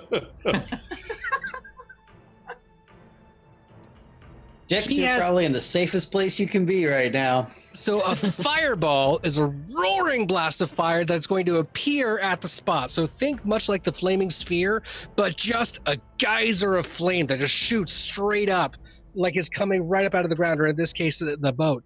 Zanner himself is glowing in this black aura with a red border all the way around it. It's just, you can see a bit of the fury inside of his eyes as there's the blood magic is working through him. And there is a basic reflex save. Okay, and he gets a bonus, a huge bonus, because he took cover based on where you're able to get it. What's your target location? Can you reach a good spot for this explosion? So Fireball can only reach 500 feet. That's right. So yeah, everywhere they are, I've got him. All right, you put it right behind him. You detonate. This massive fire flies out. He needs to make a reflex save, you just said? Correct, of 21 right. or higher. 21 or higher. He rolls a 16. He will take all of 21 points of flame damage. 21. On which guy is it? It is The guy most north? that guy. Boom. He is hit with huge amounts of flame. Jix, you're grateful because you just did a Michael Bay dive into the water right as the thing explodes behind you. A bunch of the barrels start to get on a little bit of fire, but it's not too crazy. But yeah, he gets blasted pretty hard, but he is still alive. Zanner, you have another action to go. Zanner is now going to start running towards the two wizards to get himself behind the other barrel. So he'll do a full motion to get right there. Okay. Done. Idrisyl, what you got? Idrisyl is going to just continue to be disappointed in his short sword. That's an action. Well, damn. No, I call out to Iggy. Just, you got this, mate? I'm gonna turn around and go for the wizard. So I'm gonna get next to Zanner, behind this barrel. Brenros calls out, "There's a wyvern here!" And I'm gonna shoot at the wizard, the westmost wizard over there. All right, so I got one question. Where you're walking, there's a bunch of coiled rope. I've marked it with some grayish debris. It's kind of difficult terrain. Do you have any resilience to difficult terrain? Otherwise, it I'm might a take you. combat climber. No, that won't apply. It's got to be something that you can get there, but it'll take you 2 actions, I'm afraid, to get there. And Zanner, the same thing. I forgot. There's some difficult terrain. You got to go back. Sorry. Okay.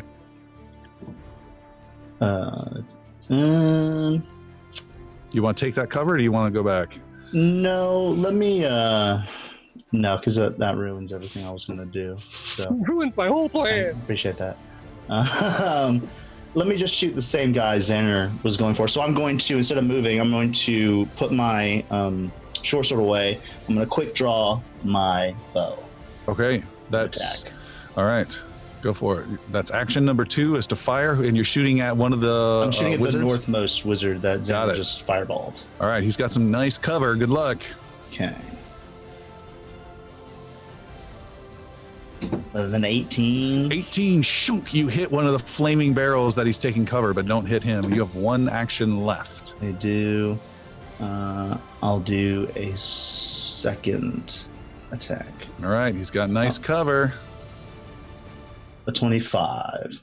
25, shunk. Wait. Sorry, that was No, wrong. yes. What? Yeah, okay. That's fine. No, that's the flurry. You don't That's what I have- was saying. Yeah, you don't I did have- that wrong. Yeah. Let me try that again. My bad. 17. 17, shunk, again. you hit the barrel again. You tried. A lot of good I'm doing. Who's next? Iggy. We need to get off the boat. I'm gonna look over at the wyvern and scream at it like, "Rah!"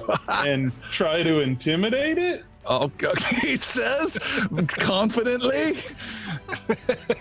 It's worked so far, right? All right. With a 27. And again, the confidence is oozing. This is versus its will, I believe. Yeah, yes? which he has is penalized, correct? By Jix's song, or was that last round? That was a last round on a different guy. Just to the thug. Yeah, Oh. to the thug. I like that idea, though. You intimidate this mini dragon wyvern successfully. Yeah. What does that do? Nice. He's frightened 1. Frighten 1. That helps. Nice. And then I'm going to bash this little punk right next to me. Okay. Turn back around and Not me. not you. With a 25, 25 is a hit. Wow. 22 points of damage. Jeez, the damage these Wow. days. You guys have got a boost. Level 5s are no joke. Well, that 22. maul is also Yeah. just vicious. Got it. You do some big crunching right into his side. You hear some bones crack. He's still alive, but he's not looking so good. I still have 1 action left, Go for it. and I'm going to shove him. Shove him away from the king. Yep. Okay. You normally And I- need a free hand for that, though. No, because with my maul, I do not. It has the ability And to I shove. get to use my proficiency with that, correct? There's I have a shoving feat, don't I? I don't know. You I have it on my. I do have it on my. Do my sheet. you? Let's take a look. What's it called? I hope Where it's is called it? shove. Please be called shove. Yeah, you can use this weapon to shove with the athletic skill, even if you don't have a free hand. Add the weapon's item bonus.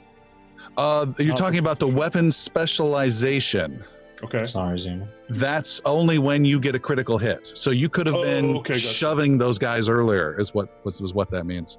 Okay. So. And Idrisyl, don't forget you also have that with your sword and your bow. If you are able to actually ever hit anyone in this battle, if you get criticals, don't forget you can staple their foot to the ground with the bow. And I can't remember what the sword does. All right, Iggy. I disarmed them. Oh, natural 20. Wow. There you go. Can you describe what a shove with a maul gently looks like? I catch him right in the groin with it. He doubles over, and I just push him as far as I can. You shuffle pucked him. Yeah. All right, you push him back 10 feet, and if you'd like, you can close in that distance, cutting off the king from this attacker. Yep. Sweet move. Nice work.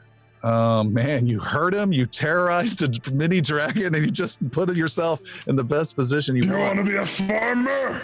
Here's a couple of acres.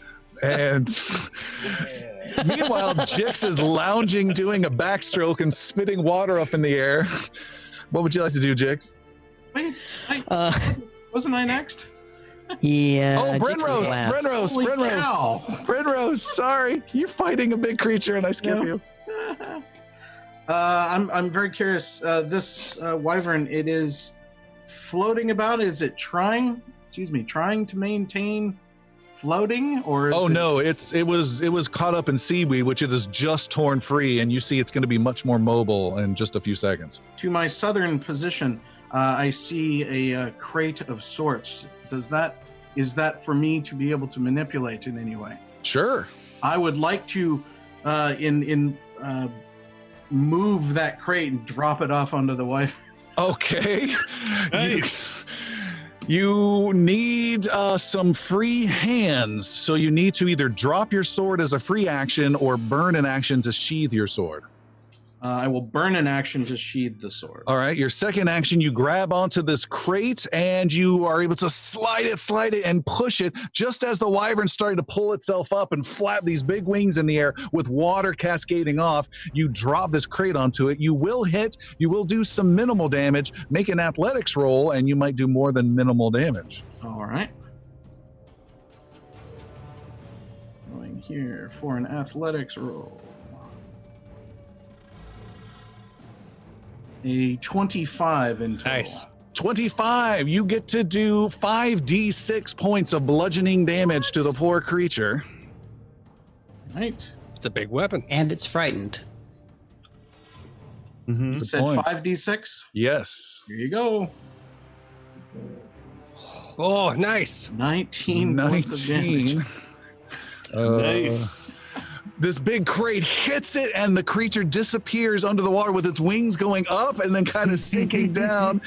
And then Sir Brenros just leans over the edge and whispers, "I'll never let go. I'll never let go." Apparently my feet is being a dick. You have an action left. What would you like to do? I totally do not trust this thing, so I brace with my shield, but remain vigilant on the edge of the boat. All right, you are a knight of the vigilant. Jix, what are you doing? And you can look under the water, Jix, and see this creepy dark dragon form maybe 30 feet away, just slowly sinking. Nice. Jix, that fireball's gone, right? Yes. That's a one and done. Yeah. Yes. Jix wants to stealthily swim up There behind you the go. wizard at the front of the barge. At the front of the barge. Yep. So not the north barrel one, but the crate one? Which one? No, the barrel guy one, close- yeah. The The guy barrel. close to you? Okay, yeah. I got you. That will take you, what's some water move? Let's say that takes you one action to get there. Okay. You're there. You're behind him in the water. Uh-huh. Then Jix wants to... He's got a Rambo red bandana around his head as he comes out of the water. A Bowie knife in his hand. I assume I can throw a bomb at him from there, right? Absolutely. Even though I'm in the water? Yeah. Okay, so Jix is going to what do I You have? kind of do it like this, like a beach ball. Jix is going to throw some Alchemist's Fire. All right. I'm going Do to give it. you, I'm going to give you a penalty a bit from the motion in the water, but a big bonus at the same time because he's not expecting it. So you get a net result of +2 to your attack roll. Okay. So that's a 12 plus 13, 25, 27.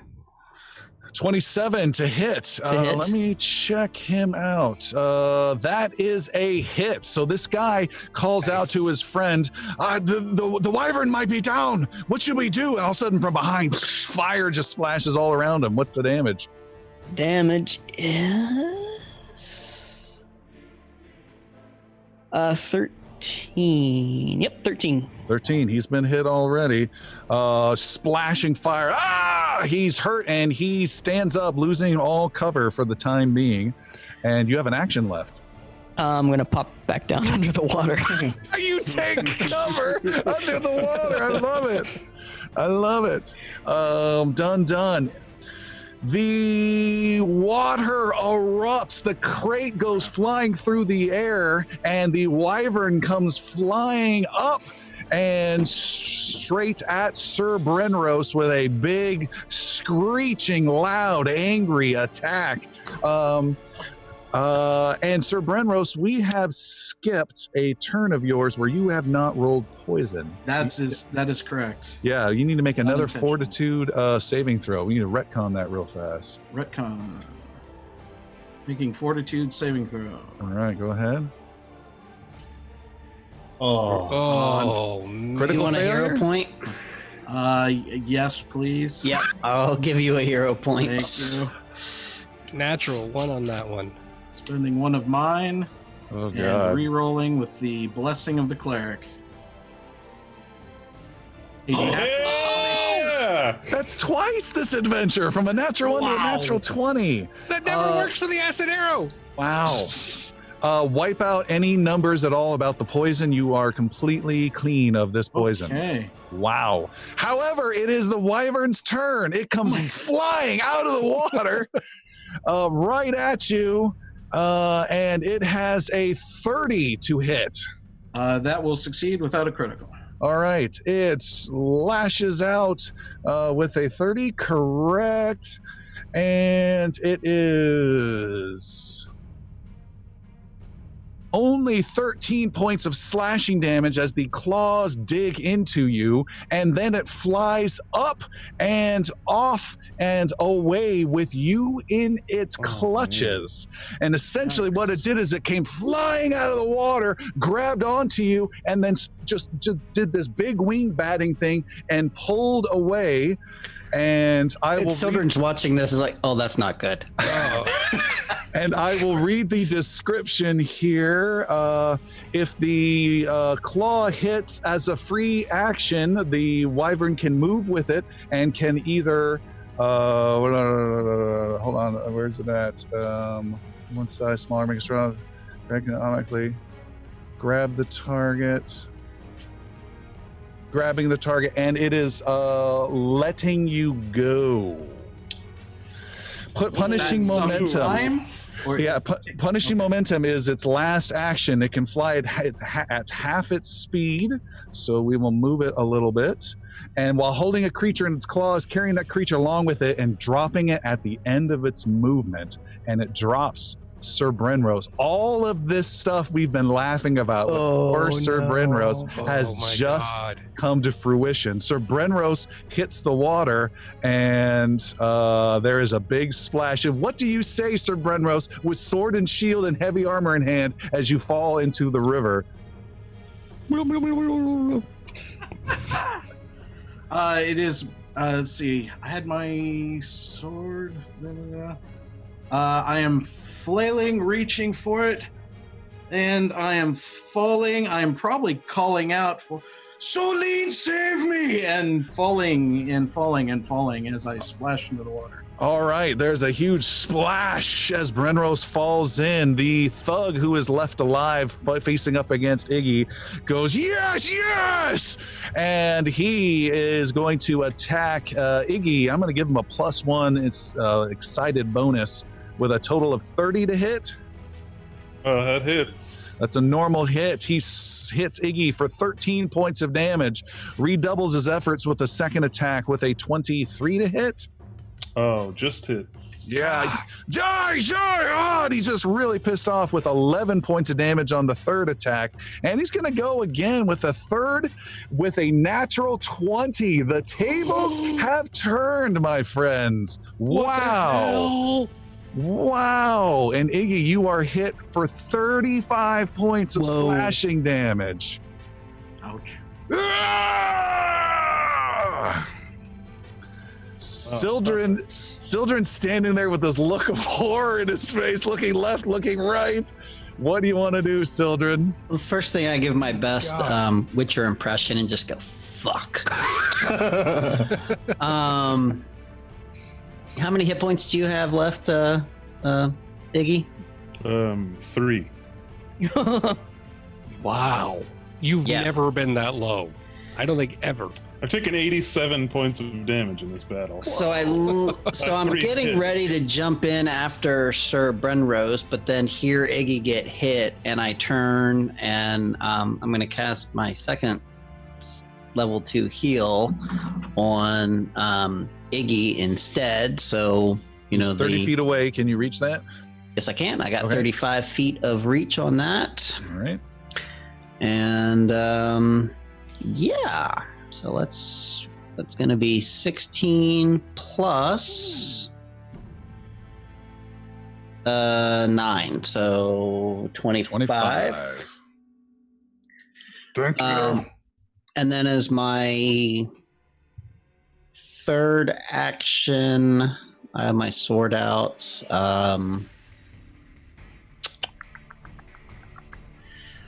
gonna drop the sword and draw my bow. Okay. Sword is on the ground. Bow is in your hands. Actually, you know what? Scratch that. It's going to be drop the sword, and I'm going to plunge into the water after Sir Brenros. All right. And then Yathane, hold on. Yep. So you drop your sword on the barge and you dive in after Sir Brenros. Got it. Correct. And then Yathane, she's not within striking range. No.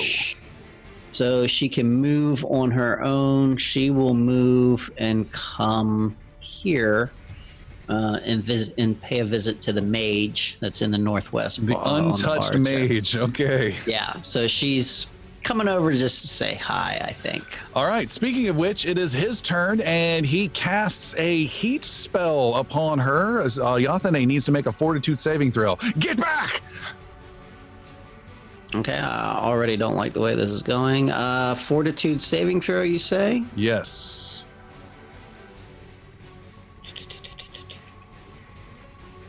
Oh, nice! Natural 20. Natural 20. She not only resists the spell, but she dazzles this guy by pecking around his eyes and fluttering, and he is dazzled for one turn as well.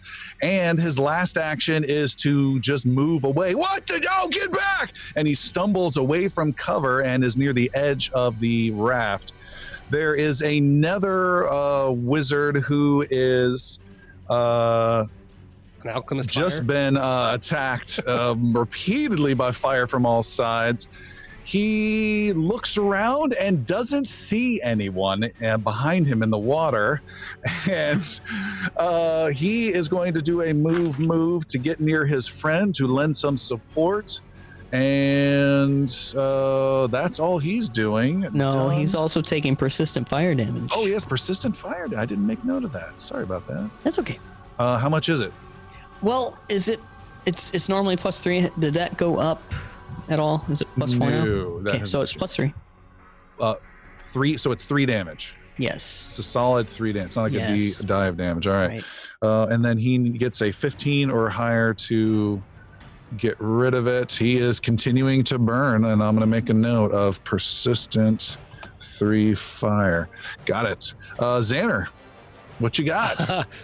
Watching both wizards run right up next to each other and get away from cover, Zanner charges himself as bright blue as he possibly can, sends out his hands and fires another lightning bolt at the wizard that is dazzled. Okay. You can just get both of them right now, actually. I will do that. There's a line that you can get an angle to just clip both of them. So they need to make reflex saving throws. Correct. All right. The first one gets a 16. The second one gets a natural 20 and takes no damage. Okay, so the first one will take the entire brunt of 17 damage. I got 2 1s on that? What the Jeez. heck, man? And you fry the poor guy who's been lit up by fire multiple times, and zap, you blast him. He goes flying off and splashes into the water, a charred electrical chunk of flesh. Nice. You have an action left. All right. It's okay. So it's rough terrain to cross over that, right? So it would be 2 moves for 2 actions to make the move. Where do you want to go? I was going to go in between the barrels, so like that one spot. In between the barrels is just Yeah. totally fine. You're good. Okay, cool. That's it. All right. Done. Idrisyl. Idrisyl is going to hunt prey on that remaining wizard, Oh, all right. and I'm going to do a flurry attack at him. Do a 100 shot. With a 17 on the first one and a 23 on the second. First one's a miss, second one's a hit. Awesome. This is his first wound of the battle. And that's 5 points of damage to him there. All right, shunk, he gets hit. You have one action left. Machine gun ranger. Let me just, can I get to this closest crate right here? You can, yes. Okay, I'll do that. All right, you're running closer to the aft of your barge. Iggy, you are toe to toe with this thug, and it's a bloody, just slogging brawl. The dwarf is not happy. I'm going to swing right at this guy's face. Not the face. With a 33. Yeah, it's a swing of the face. 33, don't tell me. That is a critical hit. You've been trading criticals back and forth. So because I did get hit by a critical hit before, I have vengeful hatred with this fella, so he gets extra damage. Oh, God. Oh my God. Oh my God. This is record damage. 47. 47 points of damage. Wow. Yeah. Would you like to describe this blow? Kind of like Gallagher and a watermelon with his hammer. Do the same thing. And The front row knows to bring their ponchos. obliterated, and That's why I moved. sorry about the gore, King. He's just covered in blood. And then I'm going to attempt some battle medicine on myself. Okay. And I'm going to try to get to 20 with this. All right, you're gonna push it for extra healing. And nope. With natural 1. Not even a little bit. That is the opposite of healing when you do that. Yep, but I have, what do I have? I have a, hold on a second.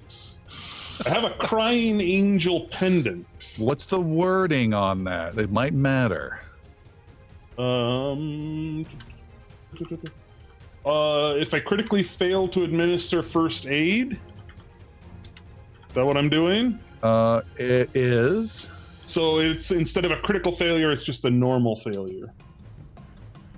Crying angel pendant. You only die a little. Yeah, it's a reactive type ability. Yeah, for sure. Yeah. So you get a normal failure. You do not rip open your own wounds. That is fantastic. Yes. The crying angel pendant then glows white and then fades away and is gone. I'm fine with that. Nice. And I will race over.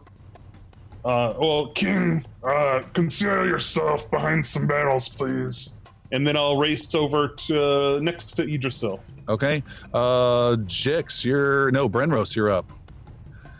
All right. Oh my God, Brenros, you are in the water. Yes, you have your back in the water, like that famous James Bond opening as the person just falls. I think it was from Skyfall, as the person just falling down into the water. So first off, the armor that I am wearing, it is classified as medium. Do I have any chances floating or swimming or trying to swim? With this medium-ish armor, you can try a challenging athletics roll. Yes. Challenging athletics. This will be trying to swim. So I imagine I've fallen through, so my swim as best I can to try and get hand up onto the barge or close to it if I can. And you're going to have to spend an action to sheathe your weapon as you're falling down in the water to get a hand free. He had actually sheathed it before with Wyvern when he moved the crate. Because he was lifting the crate on top of it. Oh, yeah, you're good. You're good. Good? Okay. Commence the swimming. Kids, don't try this at home. Here we go. Athletics. 23? With a 23, you are slowly pulling yourself up towards the surface. You're getting there, but it's slow. You're not there. You need to make another action and another roll. Another action, another roll. Here we go. Do it again. Yeah! With a 30, you reach the edge of the barge and grab on like a kid learning how to swim and clutch on with white-knuckled grip. You go right past Sildren. Sildren is helping me up. It's And you have an action left. What would you like to do? Probably scream. Oh, sweet Celine! Try and pull myself up onto the barge. All right, I will let you pull yourself up, but I will say that you are prone on your back, catching your breath as water is just coming out of your mouth and out of all these air pockets in your armor.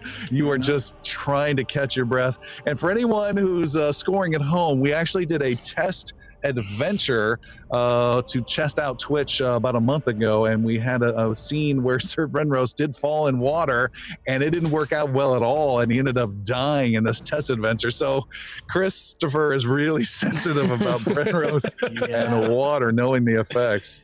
Nicely done. Jix, the Navy SEAL alchemist. Yeah. Goblin Marine. Jix wants to swim up behind the other wizard. Worked once. What's that? Is it worked once? Do it again. Yeah, exactly. Swimming, that'll take you 2 actions to get to him. Okay, that's and fine. Your head comes out of the water. You start flapping wings you don't have. And he does Alchemist's Fire. Fire comes out. 21. With Do a I plus, you get a +2. He doesn't Okay, see you. 23. That's a hit. All right. Nice. 12 points of damage. 12 points. Yeah. Done. And he has he has persistent now fire, right? Has persistent fire. 3 right. fire. Got it. Only there was a way for him to get rid of that. And then Jix just goes right back down into the water. Okay. The wyvern comes around and comes flying, barreling at the group, and lands on top of the crates with a big thunk, and some crates crunch and give way underneath, and it takes a big fanged bite right at the elf Idrisyl in front of it. And Idrisyl, that is a 29 to hit. That hits. You have been hit for 14 points of piercing, and then almost as an afterthought, without even looking, it reaches up with its pointed poisonous tail and stabs down at the poor prone Brenros. Oh no! And that is a 23 to hit. If I had my shield raised. But you don't. But you don't. But I don't. All right, you have been hit for 14 points of piercing damage, and you feel the burning poison again. Make a fortitude saving throw. Oh god, Let's get this one out of the way here. Let's see here. Boom. Do that. Fortitude saving throw is a 14. 14. You take damage. Make note you are stage 1 of the poison and 1 round. Stage 1 and 1 round, and you take 22 points of poison damage. That is so much more than last time. That has put me at dying.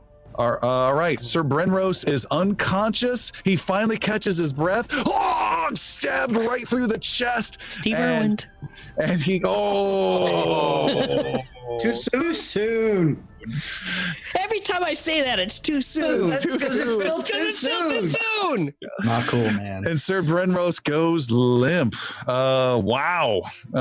Sildren, you are 10 feet under the water. Okay. Well, that was pointless. I will. It was nonetheless. It was appreciated that you would do that. I will swim up to the north side and get up on the other barge. All right. That will be 2 actions to do that. Okay. Could I do? No, that's fine. So I'll do that, and then as my third action, Yathane will actually fly over, and I don't. This is. Hold on, give me a second. I need to fix something with Fantasy Grounds here. And I'm gonna get ready with the wizard. Yeah, Yathane is going after the wizard. I'm Okay. kind of having an issue with. There we go. I should be able to. Nope, I still can't adjust this. I can make an attack roll for you if you'd like.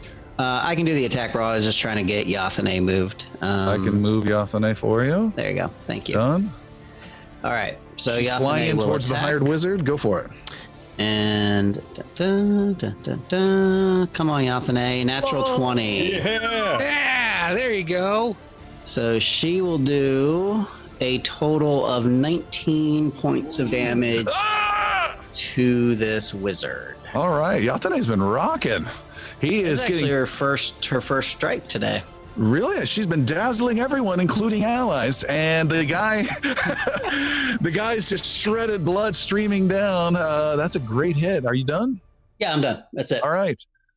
It is his turn. He says, "No way, no way!" And he turns, leaps over Jix, and starts to swim to shore. Whoa. He is swimming and trying to get out of this fight. King Phaon spends his turn wiping off gore. Zanner, you're hiding behind a bunch of barrels. What would you like to do? There's one guy swimming in the water to the north, and there's a wyvern to the south that just took out Sir Brenros. Oh my gosh! Torn back and forth, left and right. I suggest a fireball right in the center of all your friends right Whoa, now. whoa, whoa, whoa, whoa, whoa. I have a feeling it's either a fireball there or a lightning bolt where Jix is. That's where my guess is going. Both would be amazing ideas if they were not all gone. The level 3 spells are out, but there's an acid arrow and a flaming sphere, which I am going to place right on. Wait a minute, how far away is the wizard? 5 to 50 feet. Okay, that would be funny. But I'm going to go for the wyvern. Up with a flaming sphere? Flaming sphere, All right, I got a flaming sphere token. right Let's on top of the drop wyvern. it. I need to make that bigger. That's never impressive enough for me. It's like a flaming golf ball. All right, flaming sphere is on the wyvern, and it makes a reflex saving throw. Does Is make that a right? reflex save to see if he can get out of the way. All right, and Sir Brenros, just so you know, when you get knocked out, your initiative changes to right before the creature that took you out. In case you're wondering why, you may have moved. Okay. A reflex saving throw for the wyvern. It has been rocking with a 21. 21 is the DC, so it misses. All right. So I do not do any damage to it. The flaming sphere rolls under it since it's standing on top of crates. You have an half action damage button. if it made it. Not flaming not sphere. for flaming Okay. sphere. Not that one. Xander's going to duck down just a little bit further to take the cover of the barrels the way the other sorcerers did it. Okay. We have Idrisyl. You are toe to toe with this toe to claw with this wyvern. What is my penalty? I know it's 30 feet, but what's the total it takes away? Is it -2? To shoot at this close my range, arrow. -2. Yeah. I'll go ahead and do that as I'm backing away towards Zanner. So I'm going to use an action to shoot at it, a second action to move back, and a third action to shoot at it. Okay, so your first action is to shoot at it. Is that correct? Yes. Can I just make a suggestion and move first so you don't get the volley penalty? Can I? Yeah, let me do that. Can I go to here and get cover? Is that 30 feet?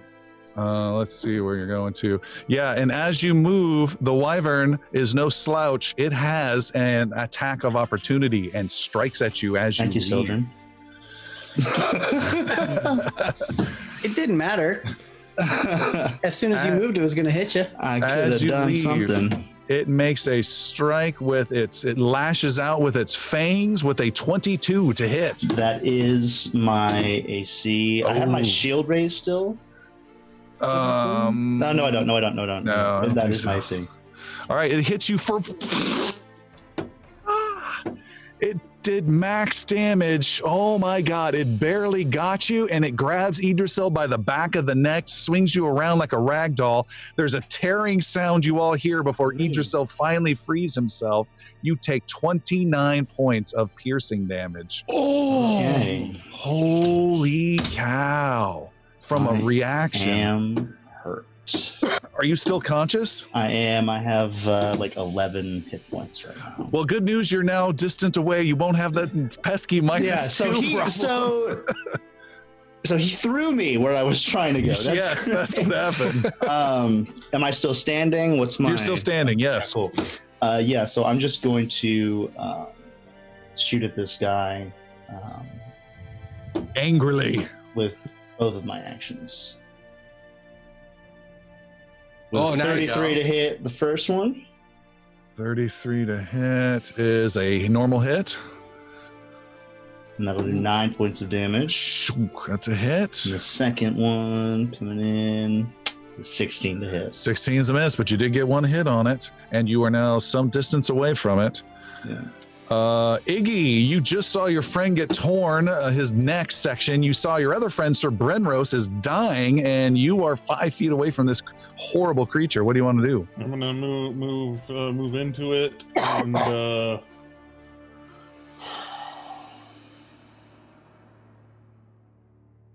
and think about it and just sit there and contemplate. no, I'm gonna swing at it Hamana. Okay. with a 19. 19, it's just the damage it's doing is too intimidating. You miss. I'll do it again with 17. 17, Iggy does not connect, which is too bad. You've been doing some huge damage. Jix, what are you up to? You're floating in the water north of all these barges. Yeah. Wizard swimming behind you. Yeah, Jix kind of looks back, shrugs, pulls himself up onto the barge. Full Okay. action. And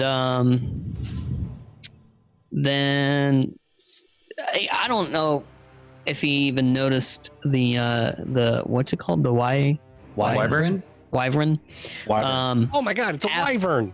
Wyvern. I don't know if he even noticed the wyvern after that first dive bomb that the wyvern took.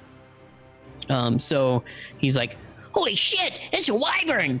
and you know, the pointing and the jaw dropping and and then he just starts running towards the wyvern. Okay, you can move and get there in one turn if you want. Yeah. Okay, Jix boldly charges the beast and comes right up on it. Brenros is still just lying there on the ground. Sir Zix Brenros almost trips over him. Yeah, I know. It is your turn, Sir Brenros. You need to make a dying roll. That is 10 plus your current dying level, which is just a natural, a raw D20. You need to roll an 11 or higher. 11 or higher. Rolling. I do not succeed. I am All right. dying 2. Dying 2. Your turn is over. It is the wyvern's turn. It sees this wild goblin, and I don't know if many people know this, but goblins are a wyvern's natural food source. And it turns around. What? And it bites. It bites at Jix with a 21 to hit. No. It snaps at the air. It then swipes it lifts up one of its claws and attacks you with a 16 to hit. Uh-oh. Yeah, no. And then it haphazardly flips around and attacks with a stinger at Iggy with a 22 to hit. Nope. Misses. I have one question. Since the wyvern's completely blown all of its huge attacks, I have one question. Sir Brenros, are you still poisoned by its poison? I wasn't sure about that. You said 1 round with the 1 poison. That is a yes, is the answer to my question. So dying does not remove condition. Correct. So Okay. we need to back up a second. You need to make a fortitude saving throw. Is this penalized by Nope. my condition? Okay. Nope. A 25. You have cured yourself of the poison. I'm sorry to keep retconning. I wasn't aware of that, but I'm aware now. Wow. All right, Sildren, there's some chaos still happening. Whew. So there's only the one mage left, right? That's swimming away. He's swimming away, and Okay, you got perfect. this wyvern. Sildren draws his bow, and then Sildren will knock an arrow and attack the wyvern. Okay. You fire some wet arrows at it. Yes. It's called a that's my- wyvern? You hear me? 21 to I'm gonna hit. say it again. Yeah, and the wyvern, did it need to make a reflex save with that ball, or no? Is that when you take your turn, Jeremy? I can't remember. The For- flaming sphere. Flaming sphere. So I have to. It's like bursts and comes back down. It's not sustaining. I have to sustain it. It's when you Oh, but sustain. it has to. Correct. Move, I think if it doesn't move out of the sphere Yeah, what's on the, its what's, turn, how does that work? Yeah. So let me just go ahead and read it up real quick. That we can have the details. You create a sphere of flame in a square within range. The sphere must be supported by a solid surface, such as a stone floor. Sphere does 3d6 fire damage to each creature in the square when it first appears. Each creature must attempt a basic reflex save. On subsequent rounds, you can sustain the spell, sustain, not substain, leaving the sphere in its square or rolling it to another square within range and dealing 3d6 fire damage.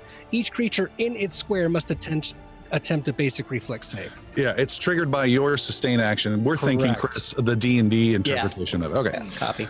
Sildren, you're firing. Yep. 21 to hit. 21. I was checking that out. That is a miss. I'm pretty sure that's a miss. Okay. And then because that was 2 actions, because I drew my bow and shot, and then for third action, I will spend to instruct Yathane to go drown the mage. Basically, she's gonna go fly on, like, just basically continue to attack him. Yeah. Okay. Should I make an attack roll? No, I will remove that poor soul. As he is ducking down, he's going, no, he's got to duck under the water. As soon as he comes up for a desperate breath of air, Yathane's just right there and just circling. He comes down again, and finally he doesn't come back up out of the water. And that was my turn. Yeah. That's all. Da-da-da. Racing across the barge and leaping onto a crate with a stolen sword, King Phaon is finally going to get into this action, and he comes running. What happened to his sword? He was described with a nice, fancy sword. Yeah, but he stole one, and that's what's in his hand, so he's Okay. going to use that. He swings at the wyvern and misses. He swings at the wyvern and misses and throws the sword into the water. He had his out and he was just doing like hedge clippers at the thing. Dang it. There's an open crate of swords he's just been going through. Xander, what you got? There's just the wyvern left, all so surrounded close. by friends. No. No. So for the first action, Oh my gosh. This Xander's is going every to. Enra How big is attack. this wyvern, by the way? What's This that? is a perfect time for burning hands. How big is this wyvern? The creature, it's not huge. It's many hands? large. So it's maybe the size of like an ogre. It would have to duck down. It would have to duck down and squeeze to get into any kind of double door type of a thing. Okay. Yeah, on a technical side, is it one size larger than a human? Two- Yes, it's large. It's one size larger. One size larger. Thank you very much. Yes. Xander's going to maintain his flaming sphere. All right, that's a reflex save for the wyvern, and it rolls a 31. You got it! Yes! He's fine. He's fine then. Dodge some acid then. Cast acid arrow at him Good Oh, luck. yeah, he'll dodge it. for a natural 20. Dodge! What's the damage? It is going to be Pretty sizable. Yeah. Wow. 32 acid damage. And if it is a critical, he also receives 1d6 persistent acid damage. I'm not going to make note of that because you can take it down. Yeah. Yeah. All right. Way to go. So again, holding that the glowing fist, keeping the flaming sphere there. once he dodges out of that, it's like he set himself up to go right into the sights, and the green hand comes straight forward. I have a green glow right down, and it just points off of the fingertips straight at the wyvern and blasts him right into its mouth. The acid inside mixes with the poison inside and just combusts him as he just dissolves outside in, just leaves wings just flopping down to the sides. All right, the creature is quite dead. The two barges are slowly floating, and we need to take our break there. We'll be back in just a few minutes. Oh.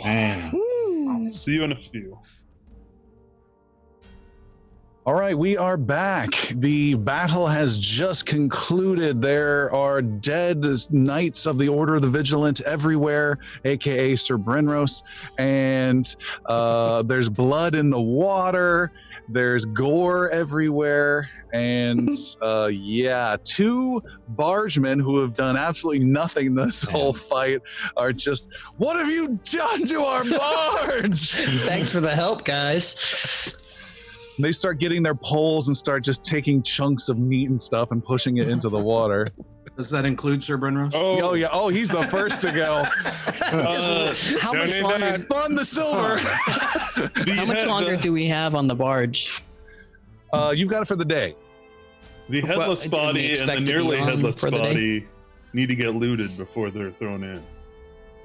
Yeah, and is there anything of worth or value that can be extracted from the wyvern?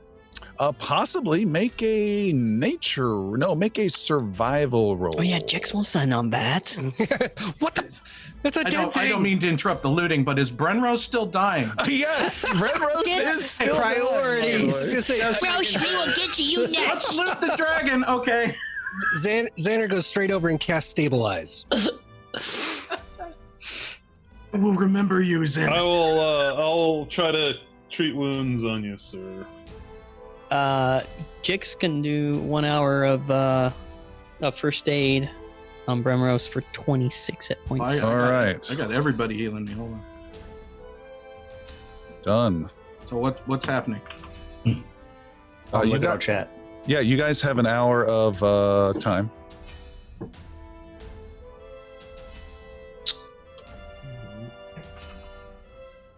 Yeah, we got moved around on Twitch.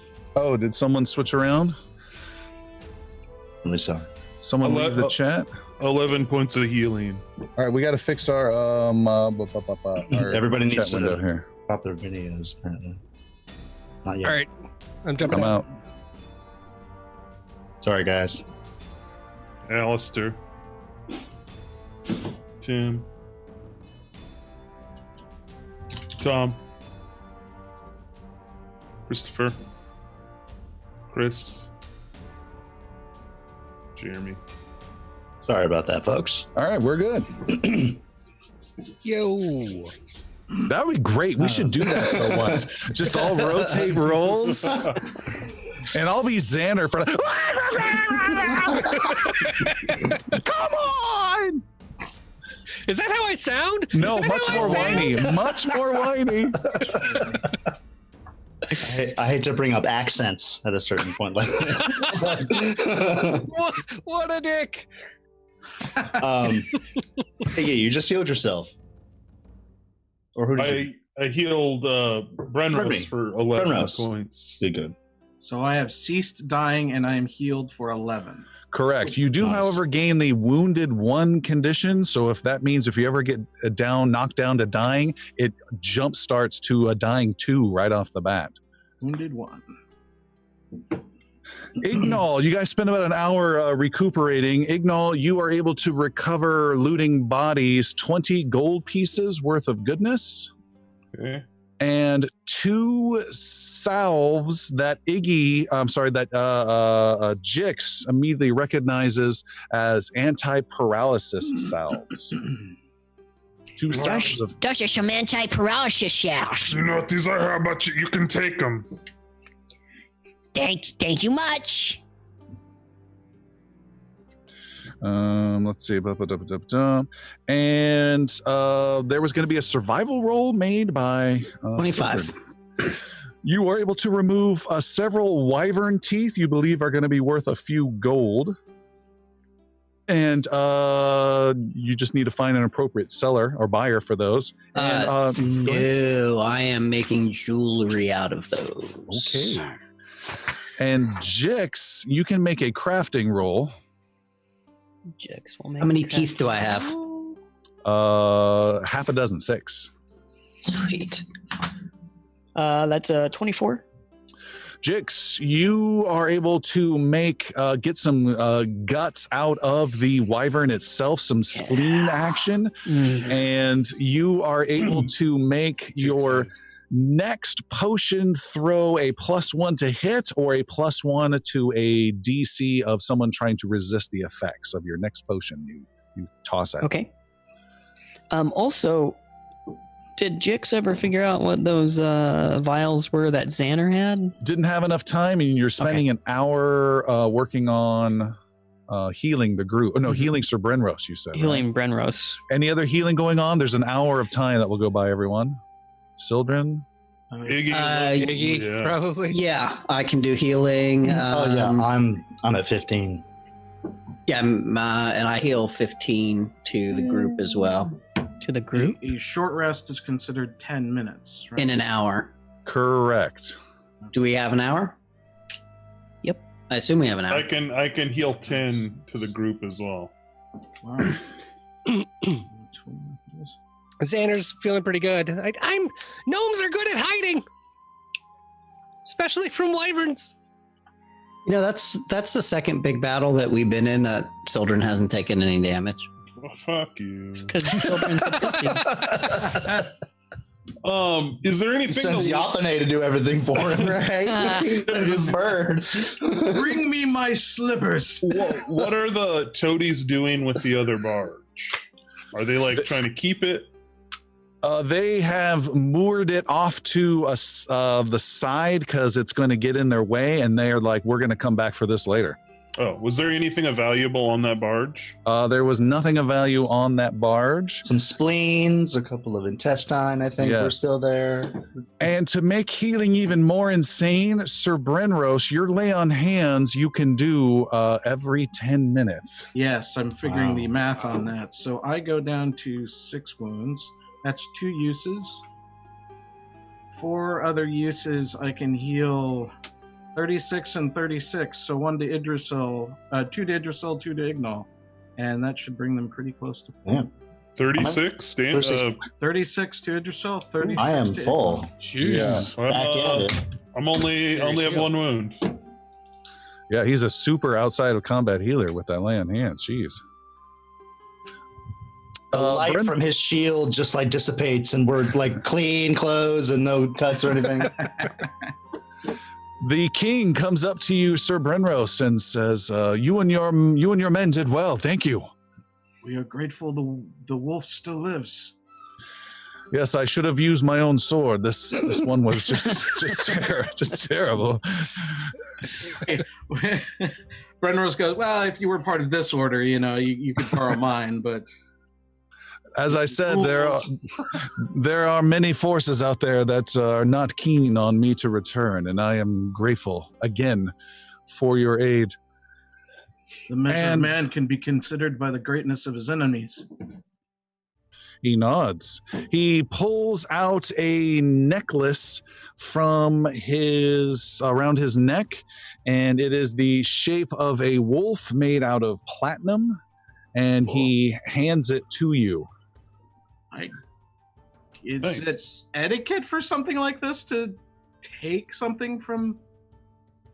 I mean, there's a virus going around, so I wouldn't really just throw it to me. Yeah, spray it with some Lysol. Shine that shield on once or twice. Graciously accepted with both hands. So he puts his shield away, he puts his sword away, and holds this talisman in both hands. He puts it over your neck, around your neck. Then. Oh, how's that? He says, "This is my personal symbol of the King of Navarre, and I have absolute trust in you and what your compatriots have done. This is a token of my thanks. More so, it shows others that you have my blessing for what deeds or tasks you feel need to be done in the benefit of our kingdom and beyond. I'm without words, King Feon. Thank you. And I resume to the knee for fealty again. All right. And I will wear it proudly. And he nods, and you continue with some healings. Another hour goes by, and Zanner, you were making Jix, you were making a roll for potions, right? Yes. What kind of roll? A crafting roll. Oh, that's right. Yeah, that was 24. 24. You identify these as 2 potions of mist form. And what happens is when you drink these, I think it's just for a few rounds. Where is Jix? I'm going to drop it in your character's inventory. And They're technically not mine. You can. I'm going to drop them in yours. Who's gonna end up with them? I guess is the better thing. Let's find out what they do. Mist form, lesser. Faint mist emanates from your skin, making you concealed for 3 rounds. So that means that enemies have to have about a 20% chance of failure flat out when they attack. This does not make you invisible. It doesn't help you really hide or sneak because you have this mist that's coming around. Just makes you a little harder to focus on to hit. Does it also give you that same penalty? No, it does not. Oh, Hey, nice. So Zanner, these are kind of like, kind of makes you blurry when you drink it to other people. I don't know if you want these or not. They sound neato. Okay, that's what they do. Here you go. And he hands them back over to Zanner. All right, I put them in your inventory. 2 of them in the inventory. Xander, did you ever figure out what that necklace is? Oh yeah, this is right before I got hit with the magic thing. Mm-hmm. You can make a roll. It's a 19 in Arcana. Oh, this may not be good. It may be very close. Let me check. You have no idea what it does. It is a necklace. Christ. We can give Jix a shot at it, right? Maybe. Someone already did. Yeah, I think we've had 2. Dude. Yeah, I did, and Oh. Zanner did. So Jix can, yes, absolutely. Okay. Yeah, sure. Jix will All right. give it a shot. Jix is spending some time. Don't roll yet. Okay. Your barge is slowly going down the river. The fog has burnt away. It's getting into the afternoon hours. You've let the bargemen know that you're looking for some ruins with some arches, and they nod. They know exactly where that's at, and it's just up ahead. And you quietly go along. Another hour goes by. Another barge comes the opposite direction, and they stay well clear of it. And just some other toady half-elves just nod and go the opposite direction. Maybe they say, that raft down the way, that's ours. And they keep on going down. And there's just this grass and gentle rolling hills up the banks along the grass. Occasional trees go by. And the king is taking a look at the surroundings and speaks to Idrisyl. He says, "How far are you willing to help? I see you have laid down your lives in defense. Are you and your men skilled with more subtleties than battle?" I would say we have a fair chance at getting the job done. We have, as you've seen on the barge and before, we have done things the martial way. We have also done things in more of a espionage fashion from time to time. The potion you took is only one of many tricks that we use. We've gone in disguise. We've gone undercover. We've gone through stealth. We've used Zanner's diplomacy to get the job done. We used Brenros' loyalty to his lord and queen. We've lost friends doing these missions. We've lost allies, but we've faced great fears, and we've come through the end. All the better. Of this I have no doubt.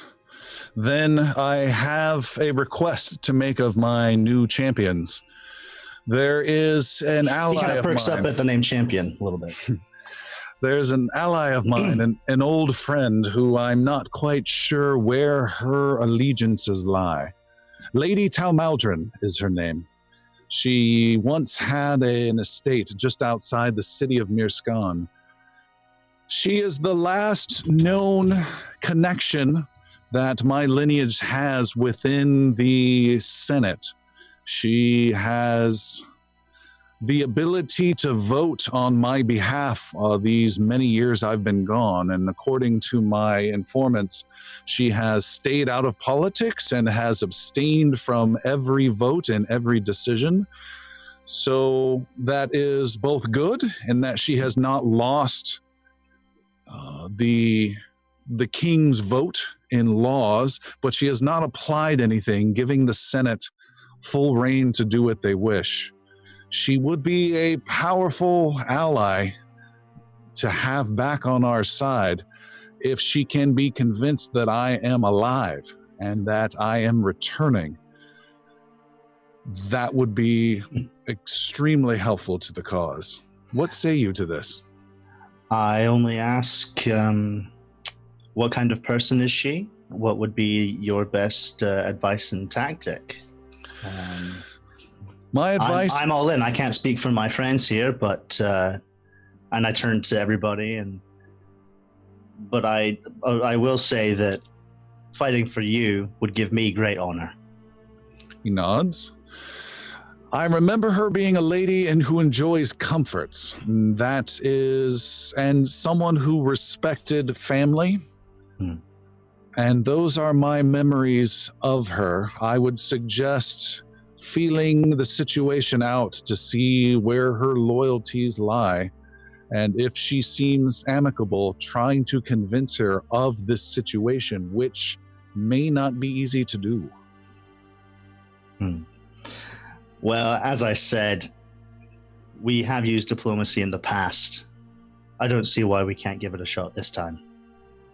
I will count on some form of effort on your part, and if you're able to connect with any wolves, passing on word of what you were able to accomplish. Oh, I'm going to keep my mouth shut. I'm not the best talker, so I'm just going to... Ain't that the truth? I nod and I give him a thumbs up or whatever. You hear from the barge, "We're here!" And one of the bargemen points to some old gray stone columns that are rising out, that are covered in thick grass that have been there a long time. Connecting some of the columns are some arches. It looks like some old building that was once here that has long since fallen away. You can see there's some trees around, some big chunks and huge, like 10 by 10 by 10 stone blocks that have fallen over. Just kind of a ruinous outline of a larger building as your raft is pulling up to the edge of the bank.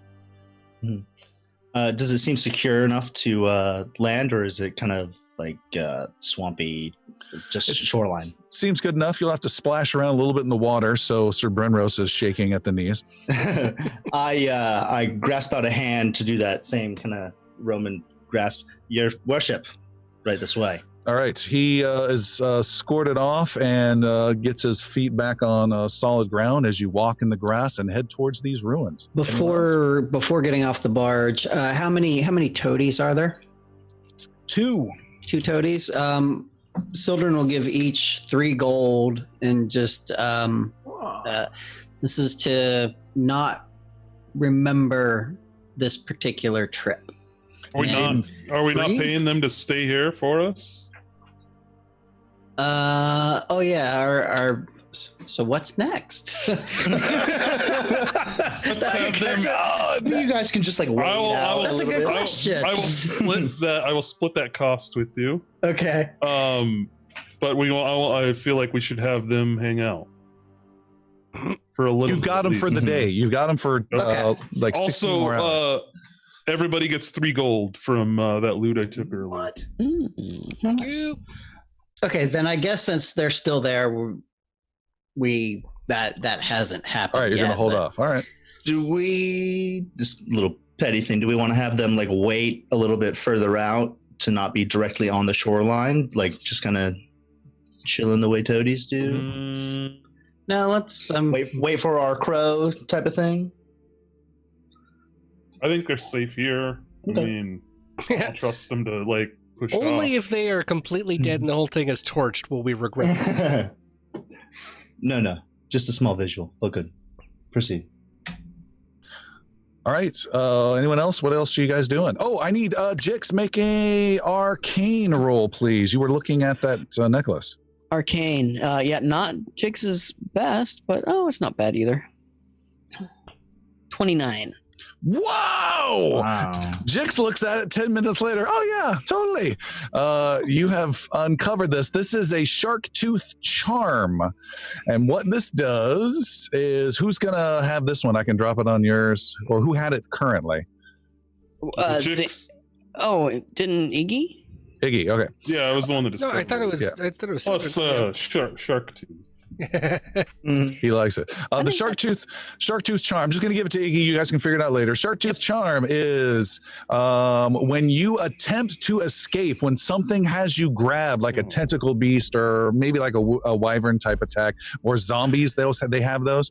When you attempt to escape, before you roll, you burn this charm.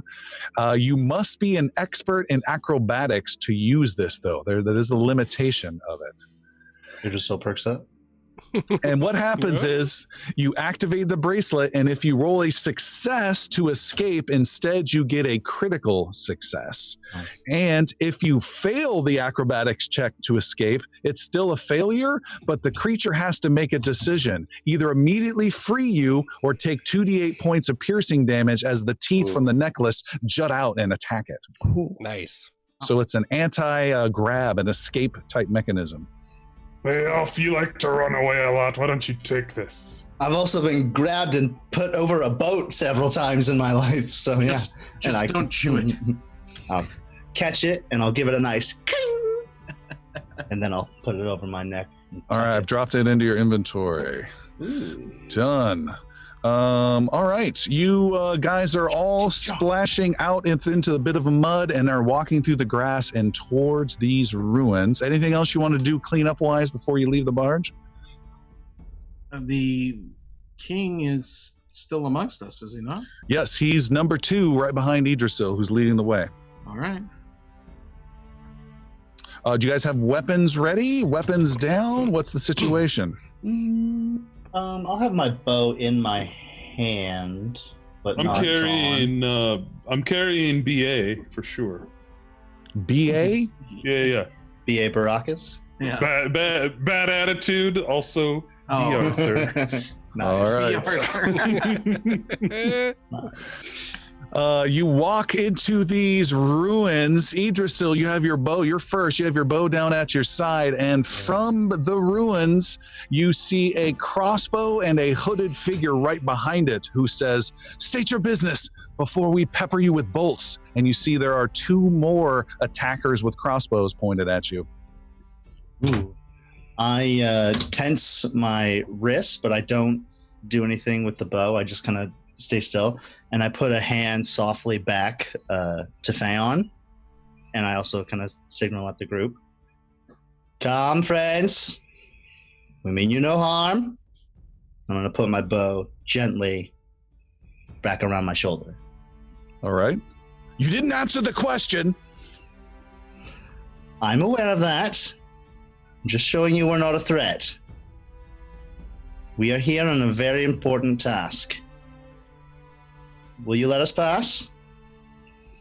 And he fires his crossbow at your feet and reloads it. State your business or die. Sildren, being a druid, is pretty good at this. He will start a low howl that just slowly builds up to a wolf's howl. Okay. I was not expecting this. And just so he gives himself. So he gives a little wolf howl. All right. Is that all? Yeah, that's it. That was it. So Zanner starts walking up behind him. He's like, okay. I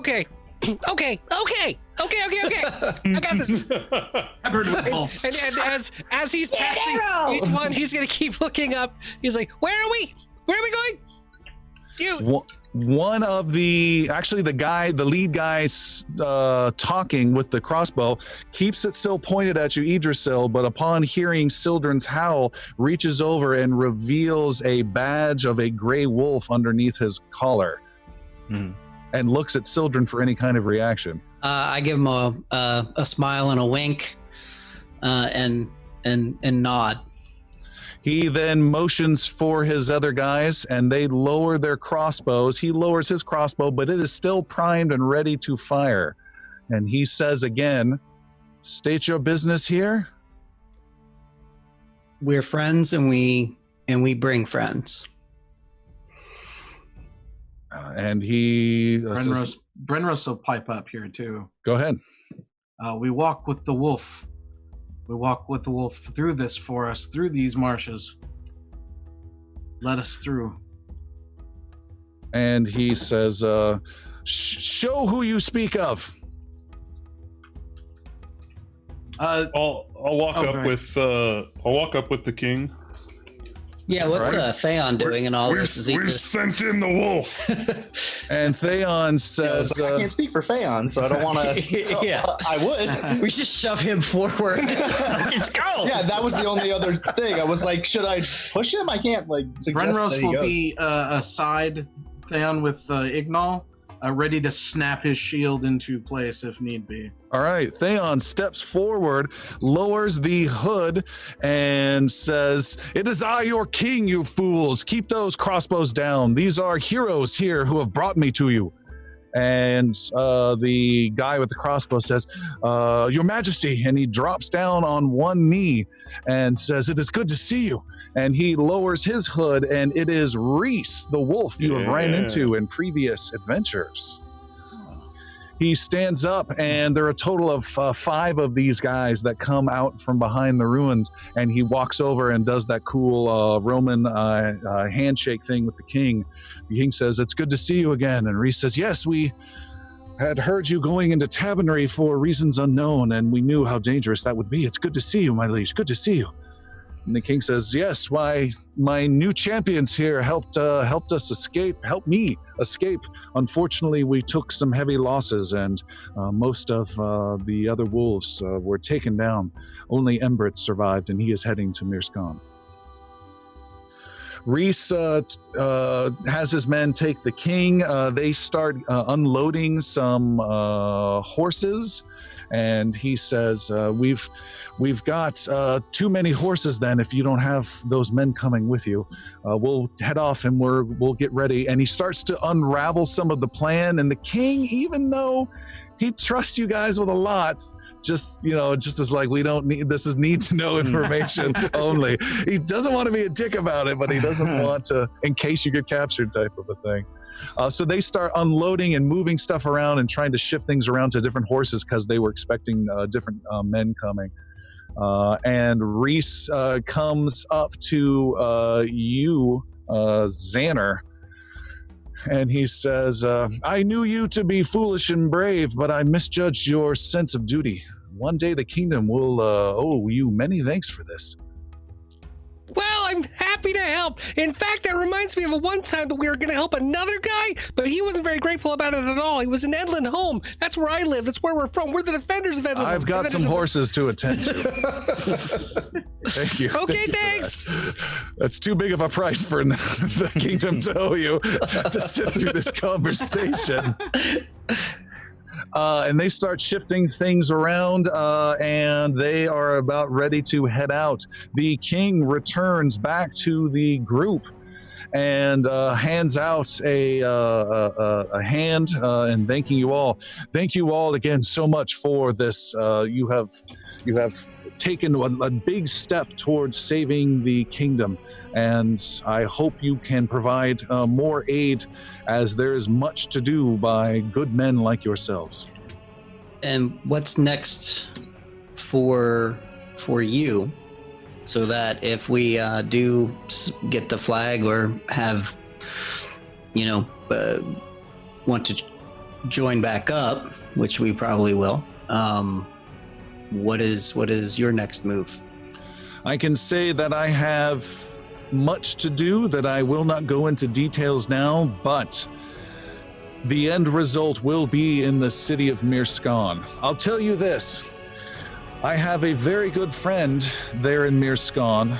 His name is Lord Iendamor.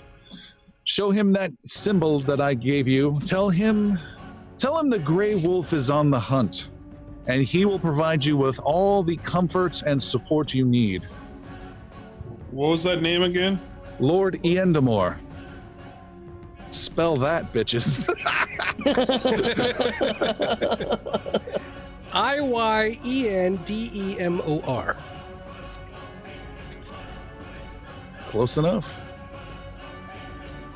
Reese comes over and starts talking with the king about supplies and horses and where they're heading, the amount of food.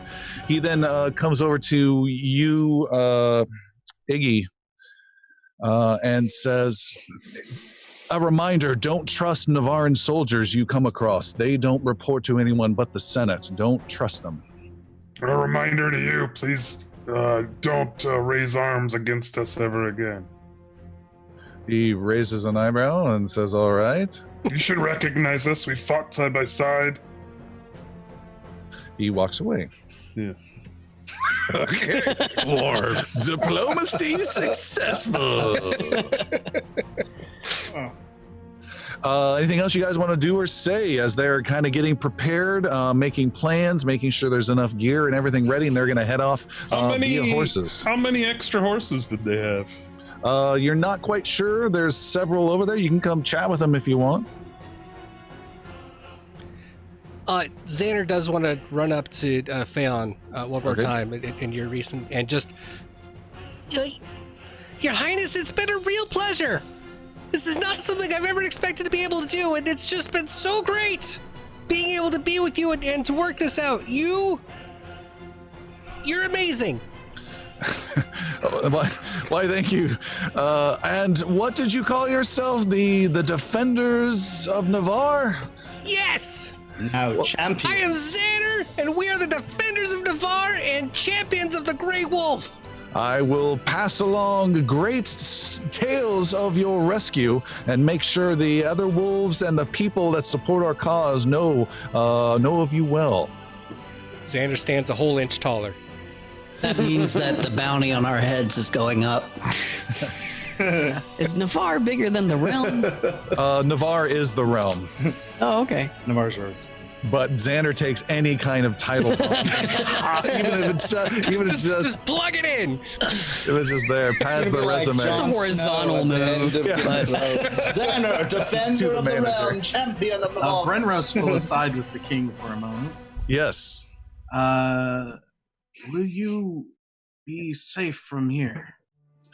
I will be safe. I think we all have important work to do now. You have tasks of your own and tasks you can take upon my behalf. These are men I trust well, and we will be in good company before this night is done, and we'll be moving hopefully to more allies after that. I hope that I will see you in the coming weeks in the halls of the Senate, and I hope that there will be something grand that we can do together. And then I will wish you speed on your journey, Wolf of the North, Wolf of Navarre. And I will take my leave with my friends here. He says, fare thee well. As you leave, Jix has something to say. Jix plows his way through the group that's leaving and comes back around and Delicate diplomacy just goes to waste. comes up to King Phaon. My good Sleesh, as one king to another. If you want to have your people come my people sometime, and we can do the feasting things and have some parties and do king stuff, that's okay with me. I think you're a good guy, so I'm extending my royal invitation to you and your people of Navarre to join us, the Hammerheads, in my kingdom for a party. That is all. Your jester is just what I needed right now. He is just a delight. Fare thee well, goblin. And he swings his leg over his horse and kicks off with several of the riders. Reese comes over to Iggy and says, yeah, you can take those mounts over there. And Connolly didn't make it with you on the journey. The king said he fell within the hideout in Tavernry. So what you find in that horse with the bags is yours as well. Thank you very much. And he climbs above his horse, gives you a little salute, and the entourage heads off, and they head off further east, leaving you guys alone in these ruins. What do you want to do? I have a question, just geography-wise. How far up the river did we go? How far east? How far east? You went half a day-ish. So maybe almost to the bend. I'll see if I can do it on our live stream here. Show an arrow. There we go. Can I move it? Nope, I gotta move it. You went about half a day to the east. There we go. Probably right about... no, a little bit more to the right, and I'm making everything just totally worse. You went to the east. Went east. So we're headed towards Mirskan. No, you guys went east. Away. Mirskan is The to other the east. west. The Yes. other east. Yeah, Oh, you said west. What a dick. And how many, do we have like a horse each? How many horses do we have? You look, there are 4 horses there and 1 supply donkey. Cool. Okay. What breed of horses are they? There's some fantastic breed that we don't need to know about. I'm just calling them stallions. Yeah, just I'll hop on one. Well, we gotta talk about what we're doing here. Yeah. 'Cause we have the toadies on the river. We also need to figure out what our next... I think we should go after the flag and then go to Mirskan. Well, we need to get the chalices that Sir Brenros is. You're muted, Christopher. In Tavernry. Christopher. I am not mute. I'm sorry, you've been speaking very softly, Sir Brenros. We could not hear you. Sorry, my mouth is full. The chalices are not to be left unattended for too long. They are a danger and paramount to, well, really second only to the king himself asking for our help. That is what I feel must be done. And those are back in Tavernry, to your knowledge. The last clue that I have, yes. Then, The last name of Nakan showing up there, yes. Tom, would the toadies have a hard time fitting 4 horses and a donkey and all of us on their barge? That sounds like a great movie name. 4 horses and a donkey. No, they've dealt with this before. we all know who the donkey is. All of us? Yeah. Jix, by the way, is riding high on top of all of the supplies that are on the donkey, named Entropy. Okay. Entropy. Well, then we should head back on the barge with our new animals and back to Tavernry. Okay. But I don't like those brotherhoods. We gotta make sure that we really stay out of their way as much as possible. You don't think they have the chalices, do you? I worry that they do.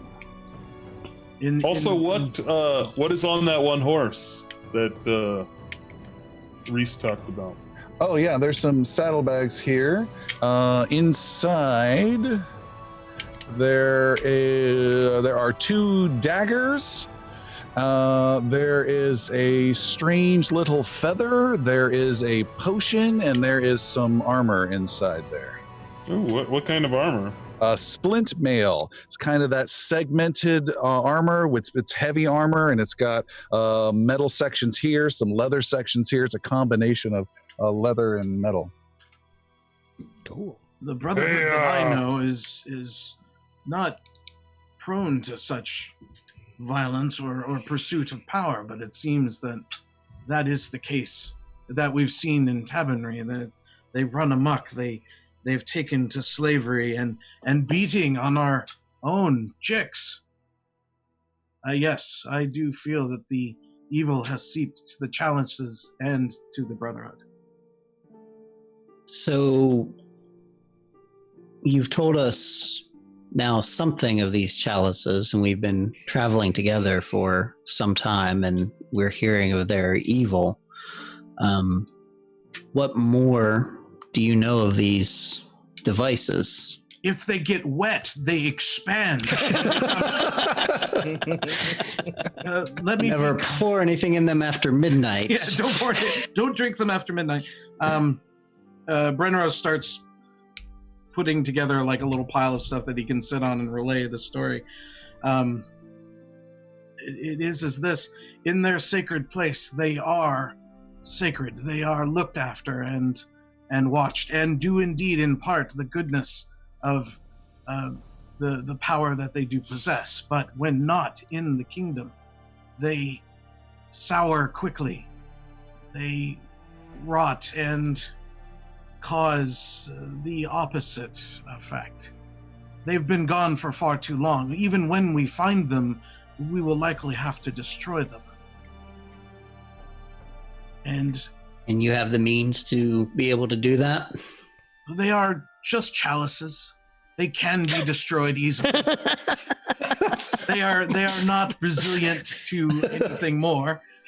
Even Ignal's hammer would be able to crush them, but we should see to their full destruction. They're supposed to be destroyed? I thought your queen needed them back. They seemed very sacred. No, they need to be found. The longer that they're out, the more trouble they will cause. Oh. In the kingdom, the sacred chalices cannot be replaced until these are in fact gone. Have I answered your questions? You have. You have. And so the chalices are our mission. They become more important with each passing day, yes. Then to Tabernary we are. Which begs the question then, can we put all of that on the barge? All of the horses and us? Yeah, you said we could. Okay, cool. I missed that. Then back to the barge. Yeah. Or would it be just as fast to travel back by road? It would be a little faster going downstream with the barge. All right. We'll be able to get into the city easier this way. Okay, you guys are loading up the barge then? Yep. All right. You load up the barge. They're a little confused, and you're gonna give them some extra money. Is that right? Yeah, 3 extra gold each. All just with this never happened sort of thing. All right. They take the gold, they nod, and they accommodate for the horses, and they put them in the middle section of the barge for balance, so that Brenros, you're having to sit right in the middle with them. You guys head off on the barge. You take the barge back downriver towards Tabernary. The night kind of comes in. You arrive back in Tabernary when it's dark. You are able to offload the horses, and hey, you know of a stable where you can take these horses. Yeah. And you drop off the horses. There is a patrol of 2 Renarian brothers who approach you as you are walking down the Tabernary Road with these horses, and they stop you. Hold there! It is after dark. There's a curfew. Our horses got away, and we just got them back. So we're taking them to the stables right now, and then we're heading home to get some Z's. Yep. Oh, he says, yes, I remember you. Come right this way. And he helps you, and they get the horses put away. He says, well, I'm going to have to escort you to your destination. Where are you living? Fall Feather Inn. So right this way. And they walk, and they give you an escort to the inn, and you guys are safely deposited there, and he bids you a good night, and you guys are back at the inn. Anything else? I have a saddlebags full of loot that we should talk about. Okay. Zanner, you were able to identify the feather is magical, as is the armor. Ooh. Is there any way Brenros would recall anything about the Bracken Hill Keep and its location? Shoosh. He told us it's up by the old Castle Lake, right? Yeah, make a society roll, a really challenging society roll for any additional information. All right.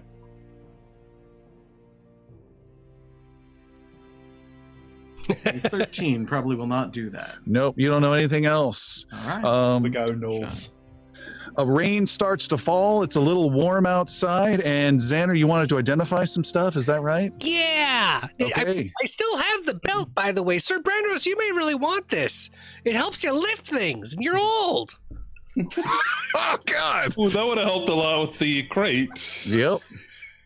So Xander hands the old guy belt to Sir Brenros. Are you able to drag that to his character card? Can you do anything like that? Oh, I don't think so. I don't even know if I have it on my character card.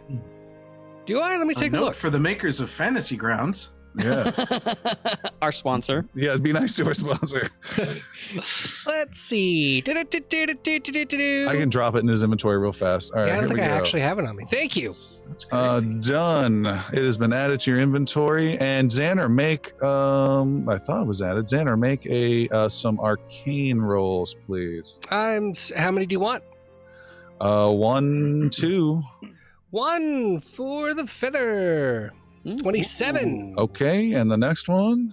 1 for the other thing. 13. All right, the armor eludes you. The feather you identify as a feather token. You guys have encountered such a thing once before.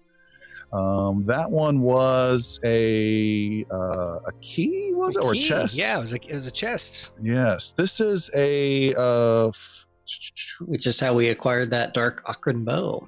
Right. This is a feather token that is yes, it is in the shape of a fan, is what this is. I described as a feather. That was incorrect. It's the shape of a little fan, a little handheld fan. You've identified this, that you can use this one time only, and the fan will become a little bit larger in your hand, and it will create a massive gust of wind to, if put against the sail of a ship, will dramatically increase its speed for 8 hours. Or if you point it in a direction on land, it will cast a cast of gust of wind. Oh, nice. Who wants me to drop that in their inventory? Oh, Ignal will take that. Ignal, okay. You guys can fight over that later. Can Jix try and figure out what this potion is? Yes, you immediately identify it because you've made it yourself several times. It is an elixir of healing lesser, which is a nice new heal. So that's the 3d6 one. That's the big one, yeah. Nice. You know, something else I was looking at. Remember my opal? You guys, my little opal right here? Mm-hmm. This thing, I looked at a little bit clearer, is designed to help with feints. It's for dodging stuff. and it helps. It's flashy, so when you use it, it makes a feint work for you better. It's not just about being charming and telling good lies. It's about dodging things. So, Sildren, I figured this would be something you could use because you don't dodge things very well. Or lie very well. He dodges injury pretty well. I will take it. Yes. You want it? All right. Sure. Can you drag that to him? I'm curious if you can. I'm gonna If you guys try. can See if I trade can. stuff. I can drag my whole sheet. I can. Does Drag- Children also want to do the armor? Drag that little X to the right of mesmerizing opal to Sildren and let go. See what happens. Is there? What, I don't have a little. I can try and identify the split mail. There's no little X for me, man. So to the right of mesmerizing opal, you should see a little sack, a check mark, and a red box. Oh yeah, the little. Drag the red box to Sildren and see what happens. All right, let's give it a shot. Nothing. Nothing. What happens if we do that? Sildren, can you grab that from the chat window? Do you see mesmerizing opal Yep. in the chat window? Can you drag that I'm working on it. into your inventory? See if that works. I think so. Exciting, thrilling podcast act. This is just the way we want to end. It's so good. Let's go shopping. No, it's not allowing me to do it. That's too bad. Darn, I thought we'd be able to. It's all about that first act fight, you know what I mean? All right. Well, it lets me do it from the chat. That's interesting. And it shows Zanner going to Sildren. And it literally moved it. That works exactly as intended. I wonder why you couldn't drag it. That's cool. It pulled it out of Xanner's and put it onto yours. We'll have to figure that out later. It's probably because you're the DM and they don't. Maybe there's permissions or something. All right. Yeah. Well, you've got it there. Anything Can I else try and identify that armor? Yeah, make an arcane roll. Oh my god. So much going on. All right. 16. Nope. No clue. It's shiny. That's what the armor says. Nope. It's metal. I don't know. And the two daggers are just daggers. They're just regular daggers. It is later that night. There is a wind and not wind, but just a rain that's coming down. It's hot out. Above a small house, there's a second story to it. There's an open window in this house that has some thin drapes, curtains that are just blowing gently. The rain's pouring outside. It is hot out. In this second story room is a small bedroom with a big cozy bed. And there, Venali puts her head on Idrisyl's chest as she has found you this night.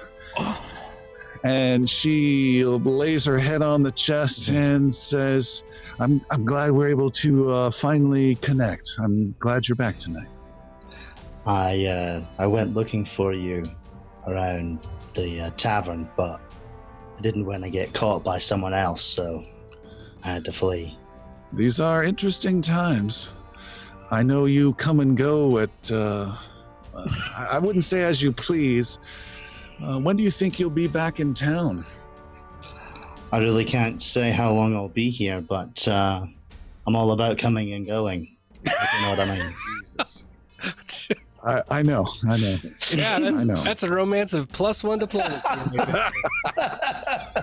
Well, I'll tell you this: you better not be gone for months like last time. You should come by more often. I would never go on a random side quest and leave you for months at a time. I would never do that. Maybe I don't have any side quests. Idrisyl, I like that. Idrisyl will, brush her hair a little bit. All right. Do you think you can? You mentioned when I saw you in the mine that you and your friends were making an effort to cause some trouble for the Brotherhood here in town. Do you think you can actually do that? I think we have a fair chance. We are we're actually planning on finding something at the moment, something very important to Sir Brenros. I have a feeling that... anything you can share? Well, I don't want to speak out of turn, but it's something of great value to him and his kingdom. I expect it will cause quite a bit of trouble. If you'd be willing to help us, all the better. I can do what I can. I will help in whatever way. But that brings up a good question. A question I've been wondering. And maybe I don't want to know the answer to this, but why do you help, Idrisyl? You don't serve a master or are beholden to a government. You're following no orders, but yet you are constantly risking your life. Why? I follow my heart, and my heart has been alone for a lot longer than a human would understand. But since I found these friends, and since they've saved me from certain death, I've only gotten to dying level 3. So I've been unconscious quite a bit. But having these friends behind my back, at my side, and standing in front of me has taught me the greatest lesson of all. It doesn't matter how many bad things happen. It only matters who's standing at your side at the end. And I think you'd be one of those people, Venali. Her response is a whole lot of kissing and a fade to black. And it is morning time. It is. It was pretty fast. It was morning time. It's the same evening. It fades like within five minutes and comes right back. It's morning time, and who's it going to say? Sir Brenros, you are no longer wounded. You can get rid of that condition. Right. And there is a knock upon the door of Zanner's door. Knock, knock, knock, knock, knock, knock, knock. Hello? And you hear the innkeeper's voice at the Fall Feather Inn. You've got someone asking for you downstairs. I don't have time for messages. I'm stupid. Zanner, grabs his hat and follows him out down the stairs. All right. You grab your hat and hat only and are downstairs. No, you've got your little PJs on. Funny feet. They match the hat. With a magic hat, yeah.